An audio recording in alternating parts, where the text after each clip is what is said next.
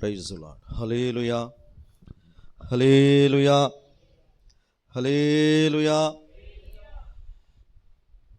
మరి ఈ దినకాలం మనమందరం కూడా దేవుని సందులో ఉండడానికి దేవుడు మరి ఎంతగానో కృప చూపుతున్న దేవుడు. మరి వాతావరణం ప్రతికూలంగా ఉన్నప్పటికీ కూడా దేవుడు మరి ఇక్కడ ప్రతికూలతను అనుకూలతను దేవుడు మనకు ఏర్పరిచాడు. ప్రతికూలతలో అనుకూలతను ఏర్పరిచాడు. మరి మేము వచ్చేటప్పుడు మాకు వర్షంలోనే వచ్చాము ఇక్కడ దాకా. ఇక్కడికి వచ్చేసరికి చక్కగా మరి ఎలాంటి ఇబ్బంది లేకుండా మంచి వాతావరణాన్ని దేవుడు మనకు అనుగ్రహించాడు. మొదటిగా దేవునికి నా వందనాలు. నన్ను లైట్ వచ్చు. అలాగే మరి స్థలానికి ఆహ్వానించిన తమ్ముడు ప్రేమ్కి, అలాగే వాళ్ళ కుటుంబానికి ప్రభు పేరట వందనాలు. వేదిక మీద ఉన్న సేవకులందరికీ ప్రభు పేరట వందనాలు. అలాగే కూడి వచ్చిన మీ అందరికీ కూడా ప్రభు పేరట వందనాలు. ఇందాక మరి సేవకులు చెప్పినట్లుగా ఈ 3 దినాలు కూడుకుల కొరకు మరి మీరు ఎంతగానో ప్రార్థించారు, మరి ప్రార్థన చేస్తూనే ఉన్నారు. ఎందుకొరకు మరి కూడికలు, మరి ఎందుకొరకు మీరందరూ ప్రార్థన చేశారు? మరి మీరే కాదు, నేను కూడా దేవుని సన్నిధిలో ఈ మీటింగ్స్ కొరకు నా వ్యక్తిగతంగా నేను కూడా ప్రార్థన చేశాను. దేవుని బిడ్డలో మన జీవితంలో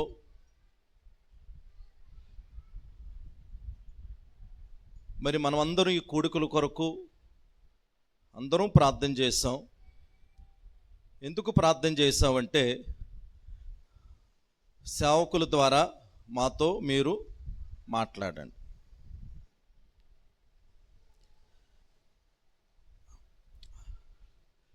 దేవుడు ఎవరితో మాట్లాడాయినా,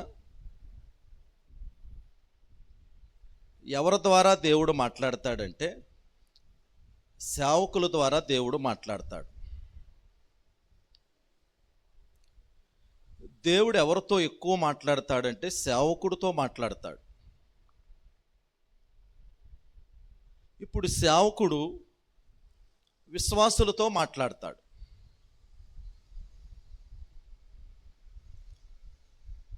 అందుకనే మరి మాతో మాట్లాడు ప్రభా, మాతో మాట్లాడు ప్రభా అని మరి మీరు మనం అందరం ప్రార్థన చేసాం. అంటే ఇప్పుడు మాట్లాడేది ఎవరో చెప్పండి. ఇప్పుడు మాట్లాడేది ఎవరో? మాట్లాడరా? టిఫిన్ గట్ట తిన్నారా లేదా? తిన్నారా టిఫిను? ప్రేమ్ టిఫిన్ పెట్టాడు మీ అందరికీ. మాట్లాడాలి. ఇందాక ఆయన చేతులు ఉన్నాయంటే చేతులు ఎత్తారు కదా ఉన్నవాళ్ళు. ఇప్పుడు నోరు ఉన్నవాళ్ళు మాట్లాడాలా లేదా? మరి మాట్లాడరే? నోరు లేదా మీకు? నోరుందా లేదా? అయ్యో నోరుందా లేదని అడిగాను మిమ్మల్ని. అంటే నోరుందా మరి చెప్పరా? అంటే కొంతమందికి లేదా నోరు. మరి ఉన్నప్పుడు ఇందాక చేతులు ఉన్నవాళ్ళు చేతులు ఎత్తారు కదా, మాకు చేతులు ఉన్నాయండి అని చెప్పారు. ఇప్పుడు నేను మిమ్మల్ని నోరుందా అని అడిగాను. నోరుందని ఉన్నవాళ్ళు నోరు తెరిచి నోరుందా పాస్టర్ గారు అని చెప్పాలి. చెప్పండి మాకు ఒకసారి. అమ్మ మీరు చెప్పాలి. నాకున్న ఒక లక్షణం పెట్టినా కొంచెం వినబడదు, మరలా చెప్తున్నా మీకు. అందుకే కొంచెం గట్టిగా చెప్పమంటున్నాను మిమ్మల్ని. నేను చెప్పింది అర్థమైందా మీకు? మరే అర్థమైంది. అప్పుడు అర్థం కానట్లుగా అలా ఉంటారే. అందుకే చెప్పి మీరు కొంచెం గట్టి మాట్లాడాలి. ఇప్పుడు చెప్పండి, నోరుందా లేదా మీకు? ఇక్కడ మరొక విషయం ఏంటంటే, ప్రేమ్ నాకేం చెప్పాడంటే, అన్నయ్య నీకు ఫుల్ రైట్స్, అంటే నువ్వెంత సమయం అయినా సరే వాక్యం చెప్పవచ్చు అన్నాడు. ఆయన అన్నాడని చెప్పి సాయంకాలం దాకా ఏం చెప్పను, కానీ మీరు నేను మనమందరం దేవుని మనం ఏమడిగామంటే మాట్లాడమని అడిగాం. అంటే ఇప్పుడు ఎవరు మాట్లాడతారు మనతో? అది మీరు లైన్లోకి వచ్చారు ఇప్పుడు. అంటే ఎవరు మాట్లాడతారో అది. నేను ఎందుకు మిమ్మల్ని మాట్లాడమంటున్నానంటే మీరు ఎక్కడే ఉంటారని. మీరు మౌనంగా ఉన్నారనుకోండి, మీ ఇంటి దగ్గర ఉంటారో లేకపోతే మీ పని దగ్గర ఉంటారో వ్యాపారం దగ్గర ఎక్కడికో పోతారు. అదే మీరు మాట్లాడుతున్నారనుకోండి అంటే మీరు ఇక్కడే ఉన్నారని అర్థం. మీరు మాట్లాడకుండా ఉన్నారంటే మీరు ఎక్కడికో పోయారని అర్థం. మీరు ఎక్కడికి వెళ్ళొద్దు. దేవుని బిడ్డలారా, మనం ఎక్కడున్నామో, మనం ఉన్న స్థలం ఏ స్థలం ఇది? దేవుని మందిరం, అంటే దేవుడు ఉన్న స్థలం ఇది. అందుకని మన శరీరం ఉన్నది, మన శరీరంతో పాటు ఆత్మ ఉండాలి. ఆత్మతో పాటు ప్రాణం కూడా ఇక్కడే ఉండాలి. ఉన్నాయా లేవా? అది ఒక్కరే చెప్పారు, అందరూ చెప్పాలి. ప్రాణం, ఆత్మ, శరీరం ఇక్కడే ఉన్నాయా లేవా చెప్పండి. అది అందుకని మన ప్రాణాత్మ దేహాలు దేవుని సన్నిధిలో ఉన్నప్పుడు, ఇక్కడ మీరు దేవుడు మాట్లాడమని అడిగారు. దేవుడు సేవకునిలో నుండి మాట్లాడతాడు. మాట్లాడేది సేవకుడు కాదు, ఎప్పుడు కూడా నిలబడే వ్యక్తి కాదు. నిలబడే వ్యక్తిని దేవుడు వాడుకుంటాడంతే. ఎందుకంటే సేవకుని నోట దేవుడు ప్రతి మాట ఉంచుతాడు. బైబిల్లో రాయబడిన మాట అది. నీ నోట నా మాటలు ఉంచి ఉన్నానన్నాడు ఆయన. అంటే సేవకుని నోట ఉండే ప్రతి మాట దేవుని మాట. ఎందుకని?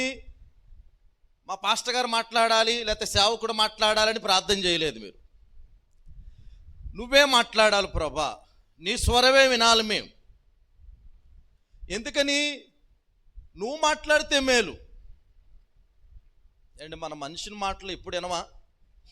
భర్త మాటలు వింటారు, భార్య మాటలు వింటారు, పిల్లల మాటలు, తల్లిదండ్రుల మాటలు, మనం ఎప్పుడు వినేవే మాటలవి. అవి మనకేమి మేలు కాదు. దేవుని మాటలు వినడం మేలు. చెప్పండి, దేవుని మాటలు మీరు రెస్పాన్స్ అవ్వాలి. మనం ఎవరి మాటలు వినడం మేలు? అది దేవుని మాటలు వినడం మేలు. అందుకనే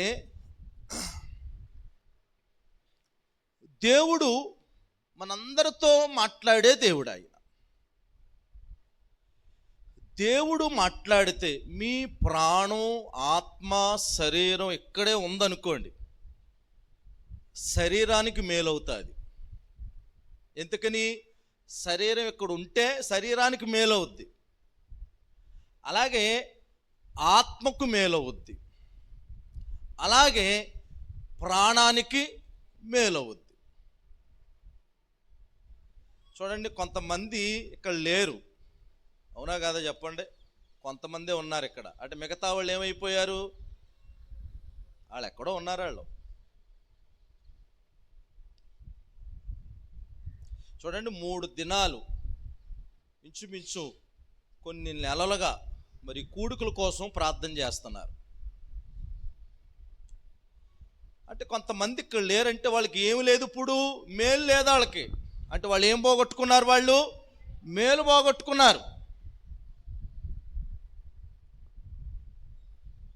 ఇక్కడున్న మీరు దేవుని మాటలు వినడం వల్ల మీరెంతో మేలు పొందుతూ ఉన్నారు. మీకు అర్థం అవడానికి బైబిల్లో ఒక దినాన్న ఒక ఎండిపోయిన లోయలోనికి దైవజనుడిని దేవుడు తీసుకుని వెళ్ళి, దైవజనుడితో దేవుడు అంటున్నాడు, నువ్వు మాట్లాడు అన్నాడు. వెంటనే దైవజనుడు అంటాడు, నేను మాట్లాడితే ఏముంది నాయన, అవి అలాగే ఉంటాయి, కానీ నువ్వు మాట్లాడితే వాటి పరిస్థితి మారుతుంది అన్నాడు ఆయన. మొదట దేవుడు దైవజనుడిని మాట్లాడమన్నాడు. నేను మాట్లాడితే ఏముంటుంది నాయన, ఆ లోయ అలాగే ఉంటుంది అంటే లోయలో ఉన్న పరిస్థితులు మారవు, నువ్వు మాట్లాడితే మారతాయి అన్నాడు. అప్పుడు దేవుడు మాట్లాడాడు. వెంటనే ఆ లోయ పరిస్థితి మారింది. దయచేసి దేవుడు మాట్లాడితే మనకెప్పుడు మేలవుతుంది. అందుకనే మన వాక్యం వింటున్నప్పుడు నేను దేవుణ్ణే మాట్లాడమన్నాను, దేవుడే మాట్లాడుతున్నాడు నాతో. ఈ 3 దినాలు ఇది ప్రారంభ కూడిక. ఈ 3 దినాలు దేవుడు ఇక్కడ ఎవరినైతే నిలబెట్టి దేవుడు సేవకుల నుండి మాట్లాడతాడో, మాట్లాడే మాటలు దేవుని మాటలు. దేవుడే నాతో మాట్లాడుతున్నాడు. ఎందుకు మాట్లాడుతున్నాడు నాతో? నాకు మేలు కలిగించడానికి మాట్లాడుతున్నాడు. అందుకనే ఈ 3 దినాలు దేవుడే మాట్లాడుతున్నాడు, సేవకులు మాట్లాడటం లేదు. సేవకుని యొక్క నోట దేవుడు తన మాటలు ఉంచాడు. మాట్లాడే ప్రతి మాటను తీసుకోవాలి. కొంతమంది అన్ని మాటలు తీసుకోరు. చెప్పండి, దేవుడు మాట్లాడే అన్ని మాటలు తీసుకోరు. కొన్ని మాటలు తీసుకుంటారు. మీరు ఎప్పుడైనా చూడండి, మేలు గురించి, దీవెన గురించి, ఆశీర్వాదం గురించి, క్షేమం గురించి, అభివృద్ధి గురించి, లేకపోతే ఎదుగుదల గురించి దేవుడు మాట్లాడాడు అనుకోండి, మనకి ఎంత సంబరం, ఎంత సంబరం కాదు. ఉద్యోగం వస్తుంది, లేకపోతే ఆదాయం పెరుగుద్ది, కాసు బంగారం కొనుక్కుంటావు, మగపిల్లోడు పుడతాడు, ఇల్లు కట్టుకుంటావు, స్థలం వస్తుంది నీకు. ఇవి సేవకులను దేవుడు మాట్లాడినప్పుడు వాటిని అన్నీ తీసుకుంటాం. నిజమే ప్రభా, నిజమే ప్రభా అంటాం. కానీ మనలో ఉన్న లోపాన్ని దేవుడు చెప్తే తీసుకోమను. చెప్పండి, దేన్ని తీసుకోమనం? లోపాలని తీసుకోం. దేవుడు మనలో ఉన్న తప్పుని చెప్పాడు అనుకోండి, తీసుకోమను. అంటే దేవుడు ఎప్పుడూ ఒకే విషయాన్ని చెప్పడు. దేవుడు పలు విధాలుగా మనతో మాట్లాడతాడు.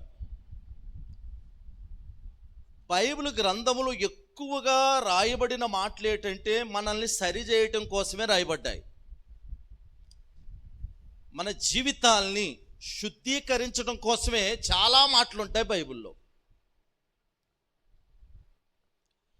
చూడండి, భూ సంబంధంగా లేకపోతే శరీర సంబంధంగా, కుటుంబ పరంగా మనకి ఎన్ని ఆశీర్వాదాలు ఉన్నా పరలోకం రాదు. ఇల్లు కట్టుకుంటే పరలోకం వస్తుందా? ఇందాక చెప్పాను, మీరు ఒక్కరే మాట్లాడారు అంటే మిగతా వాళ్ళకు నోరు లేదా? ఉందా లేదా నోరు? అందుకని అందరూ మాట్లాడాలి. ఒక కాసు బంగారం కొనుక్కున్నారు, పరలోకం వస్తుందా? అదిగో మళ్ళీ 2 3 మిగతా వాళ్ళ నోరులు. నేను ఎందుకు అంటున్నానంటే, నోరు తెరిస్తేనట హృదయం తెరవబడుతుందంట. అంటే నువ్వు నోరు తెరలేదంటే అర్థం ఏంటంటే హృదయాన్ని మూసుకున్నామని అర్థం. హృదయం మూసుకుంటే, హృదయం తెరుచుకోకపోతే నీకు మేలు ఎప్పటికీ కాదు. మన హృదయంలోనికి వెళ్ళాలి దేవుని మాట.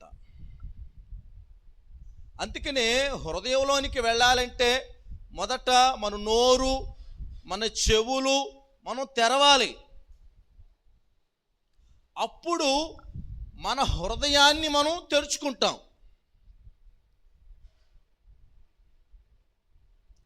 అందుకనే దేవుని బిడ్డలుగా ఈ 3 దినాలు దేవుడు ఏది మాట్లాడినా తీసుకోవాలి. తీసుకుంటారా? తీసుకోరా? అది ఎందుకంటే దేవుణ్ణి మీరు అడిగారు, ప్రభా మాతో మాట్లాడు, మాతో మాట్లాడు.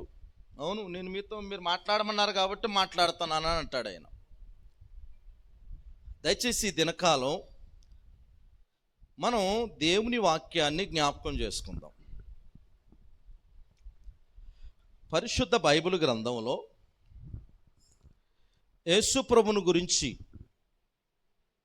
ఒక మాట రాయబడి ఉంది. మత్తయి సువార్త 1వ అధ్యాయం 21వ వచనాన్ని చదవండి అందరూ కూడా.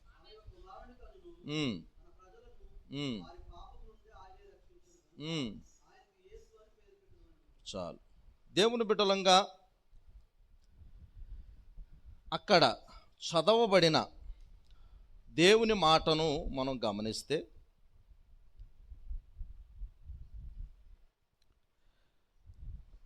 తన ప్రజలను వారి పాపముల నుండి ఆయనే రక్షించును గనుక ఆయనకు అది దేవుని బిడ్డలం యేసు ప్రభు ఆయన చేసే ఒక గొప్ప కార్యం ఏంటంటే, ప్రజల యొక్క పాపముల నుండి ఆయనే రక్షించును. అంటే ఇంకెవ్వరూ రక్షించలేరని అర్థం. అంటే ప్రజల్ని దేని నుండి ఆయన రక్షిస్తాడు అంటే పాపముల నుండి అని రాయబడింది. దేవుని బిడ్డలో ఈ దినకాలం మనం ధ్యానించబోయే అంశం ఏంటంటే పాపం.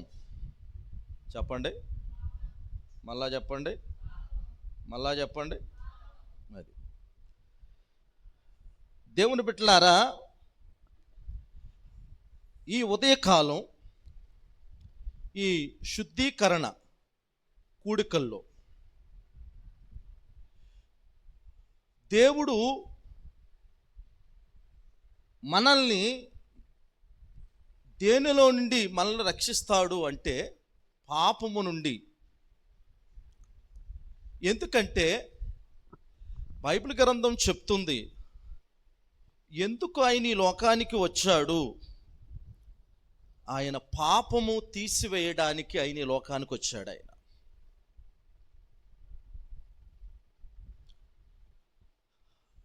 ఒక వ్యక్తిని పాపము లేకుండగా,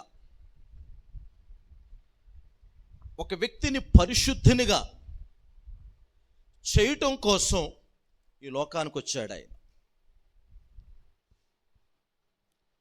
మనందరికీ తెలుసు, పాపం అనేది,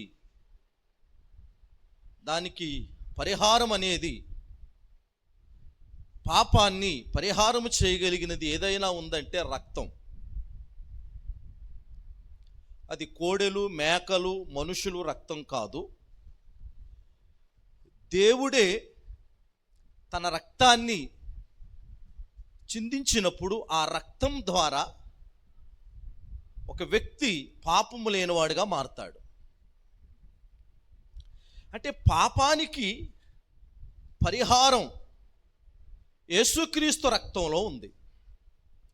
అంటే యేసుక్రీస్తు రక్తం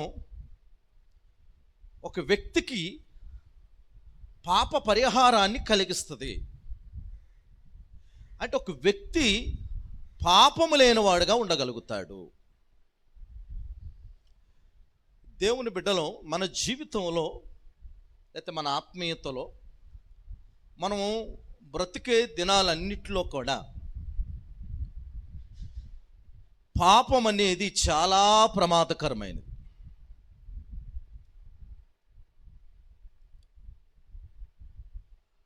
బైబిల్లో ఏమని రాయబడింది అంటే, పాపం వల్లంట మనుషులకి ఏం కలుగుతుందంటే మరణం కలుగుద్దని రాయబడింది. పాపం వలన వచ్చు జీతం ఏంటంట? మరణం అని ఉంది. అంటే ఎంత ప్రమాదకరమైందో చూడండి. పాపం చాలా ప్రమాదకరమైంది. అందుకని ఈ లోకంలో మనం ఎలా బ్రతకాలి అంటే పాపము లేని వ్యక్తులుగా బ్రతకాలి. చూడండి, మనలో ఒకవేళ పాపం అనేది ఉందనుకోండి, మనం దేవుని ఎదుట నిలబడలేం. పాపము లేనివాడు దేవుని ఎదుట నిలబడగలడు. మనందరికీ తెలుసు, ఆదాము పాపము చేయనంత వరకు దేవుని ఎదుట నిలబడగలిగాడు. ఎప్పుడైతే ఆదాము పాపం చేశాడో, ఆదాము దేవుని ఎదుట నిలబడలేకపోయాడు. దేవుని బిడ్డలంగా మన జీవితంలో మనం ఎలా ఉండాలి అంటే నిందారహితులంగా ఉండాలి. అనగా మనం పాపము లేని వారంగా ఉండాలి. అనగా మనం పరిశుద్ధంగా జీవించాలి. ఎందుకు యేసు ప్రభు ఈ లోకానికి వచ్చాడు అంటే నిన్ను పాపము లేని వ్యక్తిగా చేయాలి అని. కానీ లోకం పాపంతో నిండి ఉంది. లోకంలో పాపం జరుగుతుంది. లోకంలో ఉన్న వాళ్ళు పాపాన్నే చేస్తున్నారు. చెప్పండి, వాళ్ళు చేశారు, వాళ్ళు అది వేరే విషయం. దేవుణ్ణి ఎరిగిన వారు కూడా ఎక్కువగా పాపం చేస్తున్నారు. ఇప్పుడు వాళ్ళు ఎరగక చేస్తున్నారు, దాని యొక్క పర్యావసానాలు వాళ్ళకి తెలియక చేస్తున్నారు. కానీ మనకు దీని యొక్క ముగింపు ఏంటో మనకు తెలుసు. మనం తెలిసి పాపం చేస్తున్నాం. చూడండి, తెలిసి చేసిన తెలియక చేసిన తప్పు తప్పే, అవునా కాదా చెప్పండి. పాపం అనేది తెలిసి చేసిన తెలియక చేసిన పాపం ఎప్పటికీ పాపమే. అయితే దేవుని బిడ్డలమైన మన జీవితంలో మనం దేనికి దూరంగా ఉండాలి, దేన్ని మనం దూరంగా పెట్టుకోవాలి చెప్పాలి. పాపానికి దూరంగా ఉండాలి, పాపాన్ని దూరంగా పెట్టుకోవాలి. ఎందుకని? పాపానికి మనం దూరంగా వెళ్ళకపోతే, పాపాన్ని మనం దూరంగా పెట్టుకోకపోతే ఖచ్చితంగా మనం పాపం చేస్తాం. బైబిల్ గ్రంథం ఏమంటుందంటే, పాపం వలన నీకేం కలుగుతుందంటే మరణం అనేది కలుగుతుంది అంటుంది వాక్యం. బైబిల్లో మరొక విషయం ఉంది. ఒక నీతిమంతుడంట 9 నీతి కార్యాలు చేశాడంట. చివరిలో ఒక్క పాపం చేశాడంట. ఇప్పుడు ఇతడు చేసిన ఆ ఒక్క పాపాన్ని బట్టి ఈ 99 నీతి కార్యాలు ఏమైపోయాయి? కొట్టివేయబడ్డాయి. అంటే ఇప్పుడు ఇతడు ఏమైపోయాడు? పాప అయిపోయాడు. ఇక్కడ మనకు అర్థం అవ్వవలసిన విషయం ఏంటంటే, పాపం అనేది చాలా ప్రమాదకరమైనది.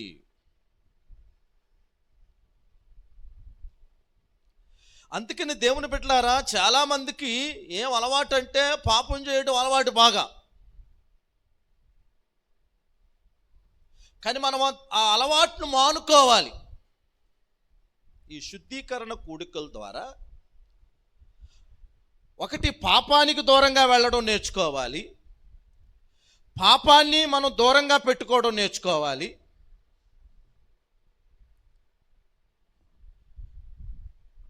మనం ఈ పాపము చేసి అలవాటుని మానుకోవాలి. చూడండి, పాపం మన ప్రాణాత్మ దేహాల్లో ఉన్న అవయవాల ద్వారా పాపం అనేది జరుగుతూ ఉంటుంది, జరిగిస్తూ ఉంటాం మనం. చెప్పండి. కళ్ళతో పాపం జరుగుద్ది, కళ్ళతో పాపం చేస్తాం మనం. చెవులతో పాపం చేస్తాం మనం. పెదాలు, నాలుక, నోటితో పాపం చేస్తాం. చేతులతో పాపం చేస్తాం. అలాగే కాళ్ళతో పాపం చేస్తాం. అలాగే తలంపులతో పాపం చేస్తాం. చూడండి, పాపం అనేది మన శరీరంలో ఉన్న ఈ అవయవాల ద్వారా జరుగుతూనే ఉంటుంది, మనం జరిగిస్తూనే ఉంటాం. అందుకనే మనం వేటికి దూరంగా ఉండాలి అంటే, దేన్ని మనం దూరం పెట్టుకోవాలి, మనం ఏ అలవాటు మానుకోవాలి.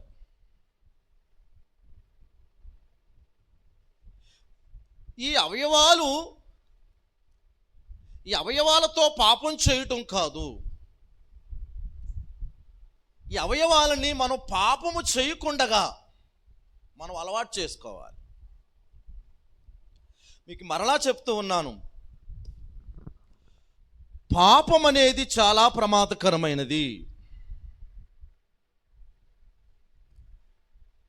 ఎందుకు ప్రమాదకరమైందంటే, పాపం ఎవరిని విడిచిపెట్టదు.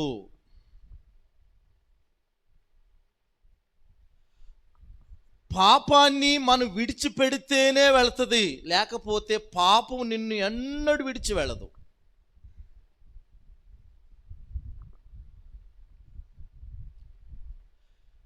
చూడండి, మనం విడిచిపెడితేనే వెళుతుంది, విడిచిపెట్టకపోతే వెళ్ళదు. అందుకని బైబిల్లో రాయబడిన మాట ఏంటంటే,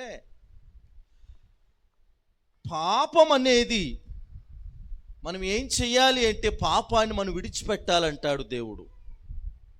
మీరు యోబు గ్రంథం చదవండి. యోబు గ్రంథంలో రాయబడింది, పాపం అనేది నీ చేతులలో ఉండుట చూచి నీవు దానిని విడిచిన ఎడలా అంటాడు. చదవండి, యోబు గ్రంథం 11:14. 11 తీయండి, బైబిల్ ఉన్నవారు తీయండి, చక్కగా చూడండి. ఎందుకంటే నా నోటి మాటలు కాదు నేను చెప్పేది, నేను నోటి మాటలు అసలు చెప్పను.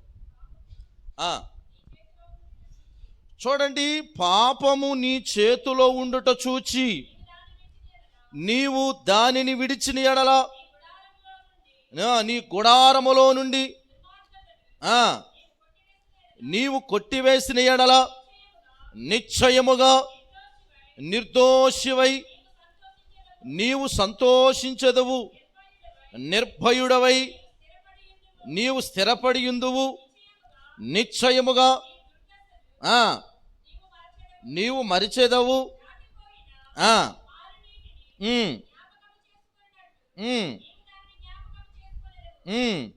అప్పుడు నీ బ్రతుకు మధ్యాహ్న కాల తేజస్సు కంటే అధికముగా ప్రకాశించును. చీకటి కమ్మినను అరుణోదయము వలె. అది అంటే చూడండి, పాపాన్ని మనం విడిచిపెట్టకపోతే ఏ మేలు ఉండదు, ఏ అభివృద్ధి ఉండదు, ఏ క్షేమం ఉండదు. విడిచిపెడితే మనకెంతో ఉపకారం ఉంది, మనకెంతో మేలుంది. అందుకని ఈ శుద్ధీకరణ కూడికల్లో ఒకవేళ నీలో పాపం ఉంటే, చాలామంది ఏమనుకుంటారంటే, మేము పాపులం కాదు, నేను అసలు పాపనే కాదు అనుకుంటారు కొంతమంది. మీరు కాదు కానీ కొంతమంది అనుకుంటారు మేము పాపులం కాదు. కానీ బైబిల్లో ఏం రాయబడిందో తెలుసా? మనలో పాపము లేదని మనం అనుకుంటేనట దేవుణ్ణి మనం అబద్ధకునిగా చేసిన వారు అవుతాం అని ఉంది బైబిల్లో. 1 యోహాను రాసిన పత్రిక 1వ అధ్యాయం, మనం పాపము చెయ్యలేదని చెప్పుకొనిన ఎడల ఆయనను అబద్ధకునిగా. ఇందుకు దేవుడు అబద్ధకుడా కాదుగా. అంటే మనం ఏమనుకుంటామంటే మనము పాపము లేనివారమని. అక్కడ కింద ఇంకా రాయబడింది, అక్కడ కింద ఏముండదంటే 10వ వచనం, మనము పాపము చెయ్యలేదని చెప్పుకుని ఎడల. చూడండి, పాపము లేనివారు అనుకునే వాళ్ళు ఉంటారు.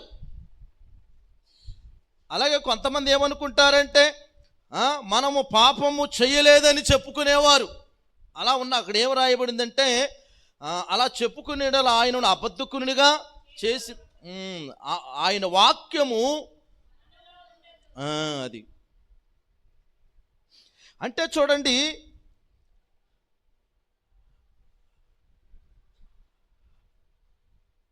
మనము పాపము లేనివారమని లేకపోతే నేను పాపము చేయలేదని అనుకోవడానికి లేదు.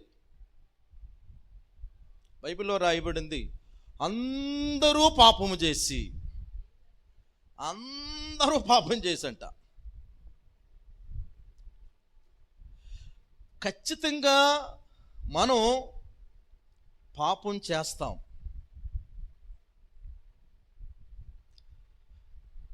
మీకు ముందు చెప్పాను, మన ప్రాణాత్మ దేహాల్లో కొన్ని అవయవాల ద్వారా పాపం అనేది జరుగుతుంది. పాపాన్ని మనం ఎందుకంటే మనకు అది అలవాటు.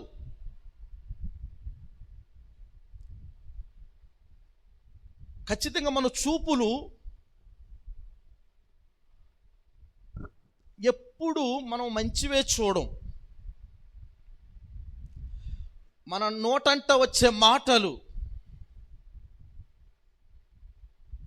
మనం మాట్లాడే మాటలే కాదు, మాట్లాడకూడని మాటలు కూడా మాట్లాడతాం.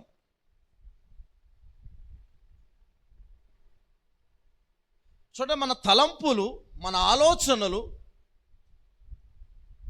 ఎప్పుడు మంచిగా ఉండవు. మనలో చెడు తలంపులు అనేవి ఉంటాయి. ప్రస్తుతం లోకం ఎలాగుందంటే పాపంతో కొట్టిమిట్టాడుతుంది లోకం. ఎక్కువగా లోకంలో ఏం జరుగుతుంది అంటే పాపమే జరుగుతుంది. ప్రజలు ఎక్కువగా ఏం చేస్తున్నారంటే పాపమే చేస్తున్నారు ప్రజలు.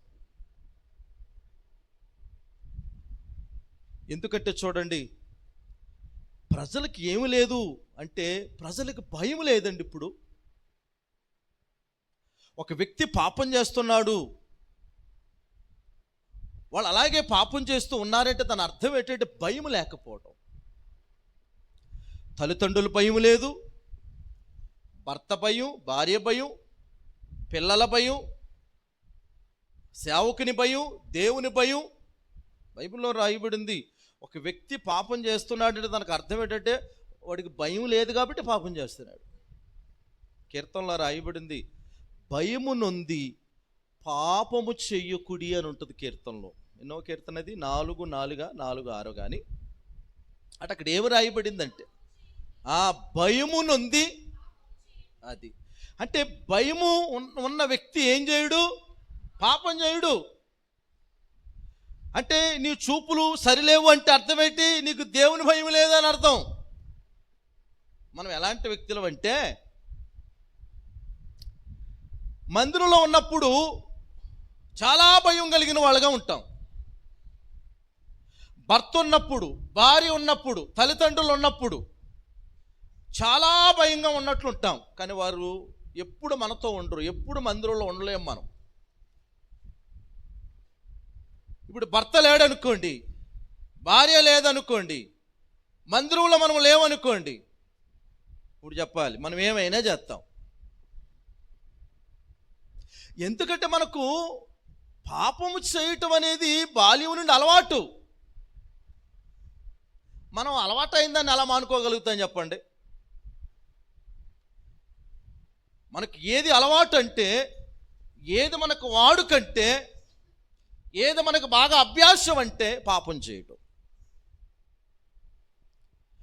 దేవుని బిడ్డలారా, మీరు బాగా మరలా వినవలసిన ఒక విషయం ఏంటంటే పాపం వలన కలిగేది మరణం. అంటే పాపం చేయడం వలన, పాపం నీలో ఉంటే నీకేమొస్తుంది? మరణం వస్తుంది. మరణం అంటే చనిపోవడం కాదు, నిత్య నరకానికి వెళ్ళడం. అంటే ఎక్కడికే వెళ్తావు నువ్వు? పాపం చేస్తే నిత్య నరకానికి వెళ్ళిపోతావు. మీకు అర్థమవడానికి మరొక మాట చెప్తాను. దేవుని బిడ్డలారా, ఒక వ్యక్తి జీవితంలో పాపం చేస్తున్నాడు అనుకోండి, ఒక వ్యక్తి జీవితంలో పాపం ఉందనుకోండి, బైబిల్లో ఏం రాయబడిందంటే, ఎవడు నా ఎదుట పాపం చేస్తాడో అలాగూ పాపం చేసిన వాని యొక్క పేరు జీవ గ్రంథములో నుండి వాని పేరు నేను తుడిచేస్తానన్నాడు ఆయన. చదవండి ఆ మాట కూడా. నిర్గమాకాండం 32వ అధ్యాయం వచనం చూడండి దయచేసి. నిర్గమాకాండం 32వ అధ్యాయం. దేవుడు మోషేతో మాట్లాడుతూ, అందుకు యెహోవా, వచనం చెప్పమ్మా మాకు, 32, 33 అంట. అందుకు యెహోవా, చూడండి, ఎవడు నా ఎదుట పాపము చేసెనో, చూడండి, ఎవడైతే నా ఎదుట పాపం చేస్తాడో అలాగున పాపం చేసేవాని యొక్క పేరు గ్రంథంలో నుండి తుడిచివేస్తానని రాయబడింది. అంటే ఇప్పుడు పాపం చేసిన వాని పేరు ఎందులో నుండి తుడిచివేయబడద్ది? అది అందుకనే పాపాన్ని విడిచిపెట్టాలంటున్నాను నేను. అసలు మనం ఎందుకు భయపడాలి? దేవుని బిడ్డలారా, నువ్వు పాపాన్ని చేస్తున్నావు, తల్లి భయం లేదు, తండ్రి భయం లేదు, భర్త భయం లేదు, సేవకుని భయం లేదు, దేవుని భయం లేదు. ఈరోజు అనేకులు పాపం చేస్తున్నారు. చూపు ద్వారా, నోటి మాటల ద్వారా, తలంపుల ద్వారా, చూడండి, మన సమస్త అవయవాల ద్వారా ఏం జరిగిస్తున్నావు అంటే, నీకు అలవాటైపోయిన కార్యం ఇంకా నువ్వు అలాగనే ఆ అలవాట్లే కొనసాగిస్తున్నావు నీ జీవితంలో. కానీ ఒక వ్యక్తి జీవితంలో పాపం అనేది ఉంటే బైబిల్ గ్రంథం చెప్తుంది, ఆ వ్యక్తికి నిత్య నరకానికి వెళతాడు వ్యక్తి. ఒక వ్యక్తి గనక పాపం చేశాడా, వెంటనే అతని పేరు జీవ గ్రంథంలో నుండి తుడిచివేయబడతాయి. బైబిల్లో రాయబడింది, ఎవని పేరైతే జీవ గ్రంథంలో ఉండదో, అలాగ ఆ రాయబండులు కనబడదో, వాడిని ఖచ్చితంగా నరకానికి తీసుకెళ్తాడు ఆయన. చూసారా, పాపం ఎంత మనల్ని దేవునితో ఉండకుండా మనల్ని ఏం చేస్తుంది? పాపం దూరం చేస్తుంది దేవునికి. కొంతమంది దేవునికి దూరం అవ్వడానికన్నా ఇష్టపడతారు, కానీ దేన్ని విడిచిపెట్టడానికి ఇష్టపడరు? పాపాన్ని విడిచిపెట్టడానికి ఇష్టపడరు. దేవుళ్ళైనా వదులుతారు, కొంతమంది మందిరం కూడా వదులుతారు తెలుసా, సేవకుని కూడా విడిచిపెడతారు కొంతమంది. దేన్ని విడిచిపెట్టరంటే వాళ్ళు, మీకు చెప్తాను. నిన్న నేను ఒక వార్త విన్నాను, ఒక పాస్టర్ గారు చెప్తుండగా విన్నాను. పాప దైవజనుడు తన మందిరంలో ఉన్న అబ్బాయికి ఒక అమ్మాయిని వివాహం చేశాడు ఆయన. మరి చక్కగా వాళ్ళ యొక్క దాంపత్య జీవితాన్ని చక్కగా కొనసాగించుకుంటున్నారు. వాళ్ళకి 2 పిల్లలు పుట్టారు. ఇప్పుడు సమస్య ఏంటంటే, ఈ అమ్మాయి ప్రియుడి దగ్గరికి వెళతాదంట.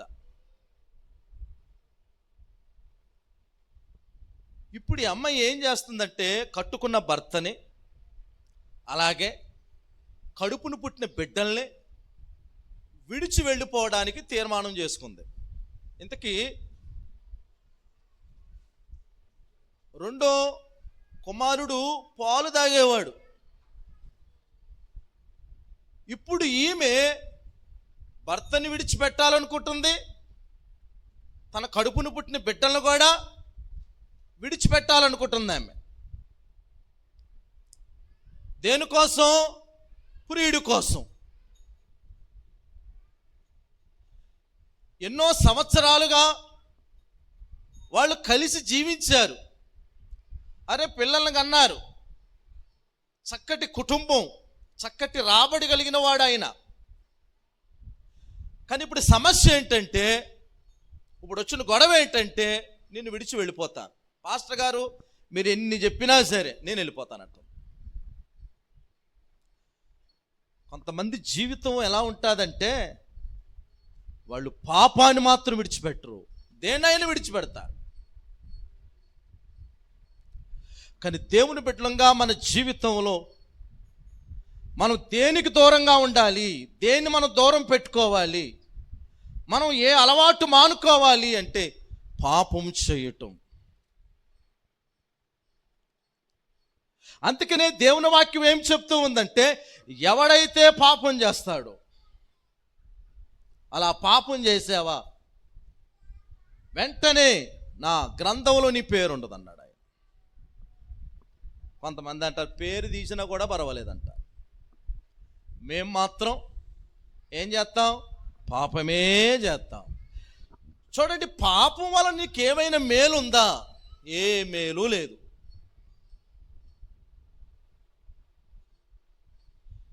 పాపం వల్ల మనకేముందంటే నష్టమే. ఎందుకంటే బైబిల్ గ్రంథం ఏం చెప్పిందంటే, పాపం మనకేం తీసుకొస్తుందో తెలుసా? బైబిల్లో రాయబడింది, పాపం అంట మనకు అవమానాన్ని తీసుకొస్తుందంట. మీరు పాపం చదవండి, సామెతల గ్రంథంలో రాయబడింది 14 అధ్యాయం 34 వచనం చదివితే, సామెతల గ్రంథంలో రాయబడింది పాపం అంట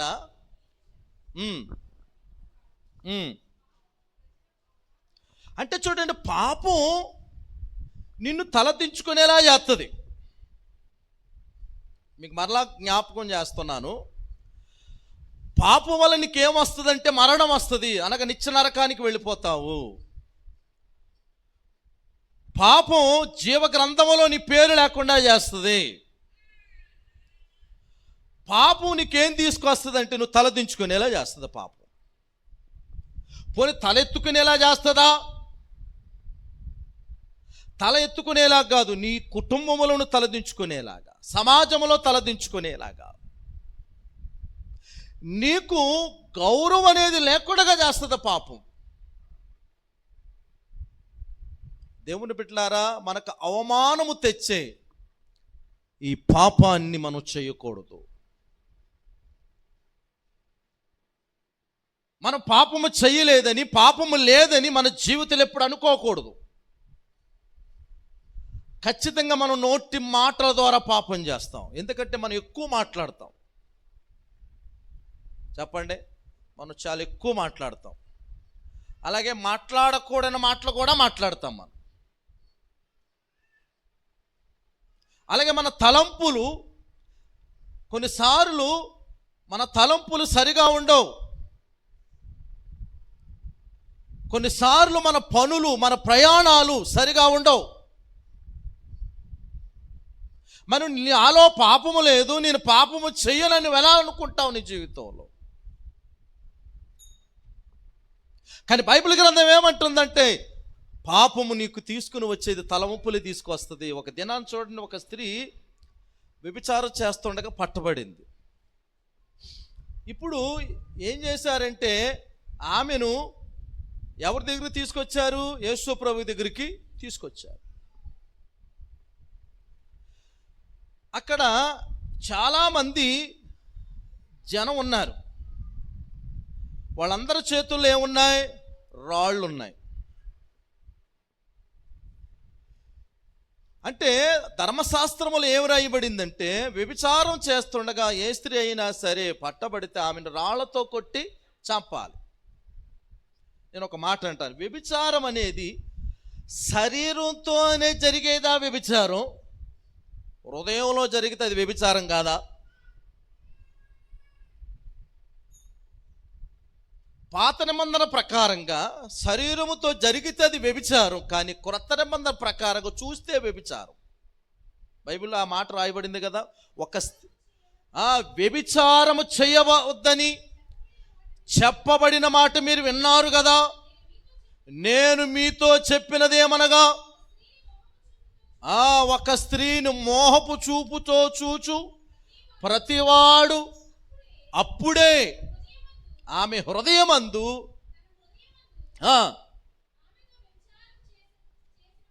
అది ఇప్పుడు చెప్పాలి.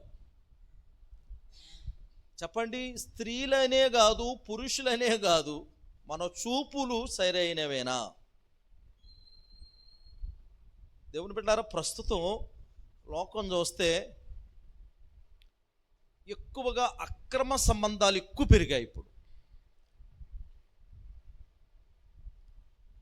భార్యలు భర్తలను విడిచిపెట్టి వెళ్ళిపోతున్నారు, అలాగే భర్తలు కూడా భార్యలను విడిచి వెళ్ళిపోతున్నారు. మీకు చెప్పాను చూసారా, మందిరానికి వెళ్ళే భార్య భర్తలు వాళ్ళు. ఇప్పుడు భార్య భర్తను పిల్లల్ని వదిలిపోతుంది. దేనికోసం? అక్రమ సంబంధం. లోకంలో ఎక్కువగా చూడండి, ఇప్పుడు ఆ ప్రియుడు కోసం భర్తను చంపించేయడం, ఆ ప్రియురాలు కోసం భార్యను చంపించేయడం. అంటే ప్రజలు ఎక్కువగా అక్రమ సంబంధాలు.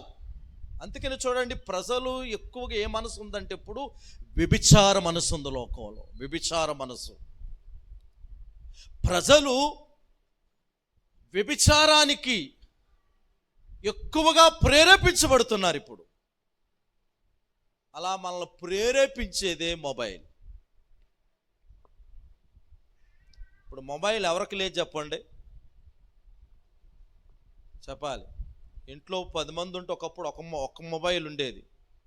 ఇప్పుడు ఇంట్లో 10 మంది ఉంటే ప్రతి ఒక్కడు ఒక మొబైల్. ఇప్పుడు చూడండి, ఇప్పుడు రీల్స్ కూడా మీరు చూసారు, చాలామంది చూసారో లేదో, ఆ రీల్స్ వాళ్ళు ఒంటి మీద బట్టలు లేకుండా ఎక్కువ శాతం చేస్తున్నారు తెలుసా? వాళ్ళు రీల్స్ కోసం చేస్తున్నారు. అంటే చూడండి, ఇప్పుడు వీళ్ళు ఇతరులు ఆ దృశ్యాలు చూస్తున్నప్పుడు వాళ్ళు పాపానికి ప్రేరేపించబడుతున్నారు. వాళ్ళ తలంపుల్లో, హృదయములో వాళ్ళు ఏం చేస్తున్నారంటే పాపం చేస్తున్నారు. అంటే వ్యభిచార మనస్సు భారతదేశంలో ఎక్కువ ఉంది ఇప్పుడు. కొన్నిసార్లు దేవుని బిడ్డలంగా మనం కూడా ఆ మొబైల్ వాడతాంగా. కొన్నిసార్లు ఎవరు లేనప్పుడు ఆ మొబైల్ చూస్తున్నప్పుడు చెప్పండి, ఎందుకని? మనం ఇంకా పాపలోకంలో ఉన్నాం. ఖచ్చితంగా మనం కూడా ప్రేరేపించబడతాం. మనల్ని ప్రేరేపిస్తుంది.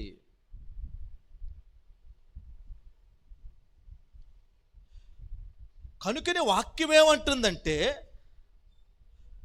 మనం ఒకప్పుడు ప్రేరేపించబడ్డావు నువ్వు,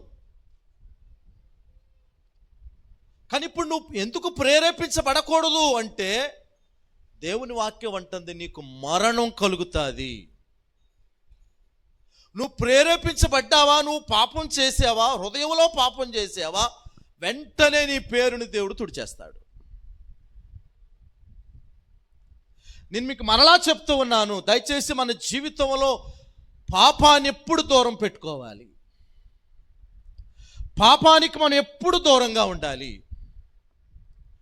మనం ఏది అలవాటు చేసుకోవాలంటే, మనం ఏ అలవాటు మానుకోవాలి అంటే, పాపం చేసి అలవాటు మానుకోవాలి. మనం ఏం అలవాటు చేసుకోవాలంటే పరిశుద్ధంగా ఉండటం అలవాటు చేసుకోవాలి. ప్రాణములు, ఆత్మలు, శరీరములు మనం ఇంకా పరిశుద్ధంగా ఉండటం అలవాటు చేసుకోవాలి. ప్రియులారా, లేఖనంలో అక్కడ మనం విన్నాం, పాపం వల్ల ప్రజలకు ఏం కలుగుతుంది అంటే, పాపం ప్రజలకి ఏం తీసుకొస్తుందంటే అవమానాన్ని తీసుకొస్తుంది. చూడండి, 2 గోడల మధ్య 4 గోడల మధ్య ఉన్న ఈమె సమాజంలోనికి తీసుకురాబడింది. అందరూ చూస్తున్నారు ఆమెను. అంటే అక్కడ ఏమి కలిగింది? ఆమెకంటే అవమానం కలిగింది. మీకు అక్కడ ఒక విషయం చెప్తాను నేను. అక్కడ కొంతమంది వ్యక్తులు యేసు ప్రభుని శోధించాలని ఆమెను తీసుకొచ్చారు అక్కడికి. వీళ్ళు ఏమంటారు అంటే, బోధకుడా, మోషే ధర్మశాస్త్రములో ఇలాగున పాపం చేస్తే అలాగూ పాపం చేసిన వ్యక్తిని రాళ్ళతో కొట్టి చంపాలని ఉంది కదా, సరే నువ్వేం చెప్తావు అని మేము అనుకుంటున్నావు. నువ్వేం చెప్తావు? మరి ఎలాగ రాయబడింది కదా, మరి నువ్వేం చెప్తావు అని ఆయనను ప్రశ్నిస్తూ ఉన్నప్పుడు, ఆయన మారు మాట మాట్లాడకుండగా ఆయన వ్రేలుతో నేల మీద ఏవో రాస్తున్నాడని ఉంది అక్కడ. ఆయనను వారు పట్టి విడవక అడిగారు. అప్పుడు వెంటనే ఆయన నోరు తెరిచి ఏమన్నాడంటే, మీలో పాపము లేనివాడు మొట్టమొదట ఆమె మీద రాయి వేయవచ్చునని వారితో చెప్పి మరలా వంగి నేల మీద రాయిచు ఉండెను. వారా మాట విని పెద్దవారు మొదలుకొని చిన్నవారి వరకు ఒకని వెంట ఒకడు. ఇక్కడ మీకు అర్థం అవ్వాలి, ఇప్పుడు ఎవరిలో పాపం లేదు అక్కడ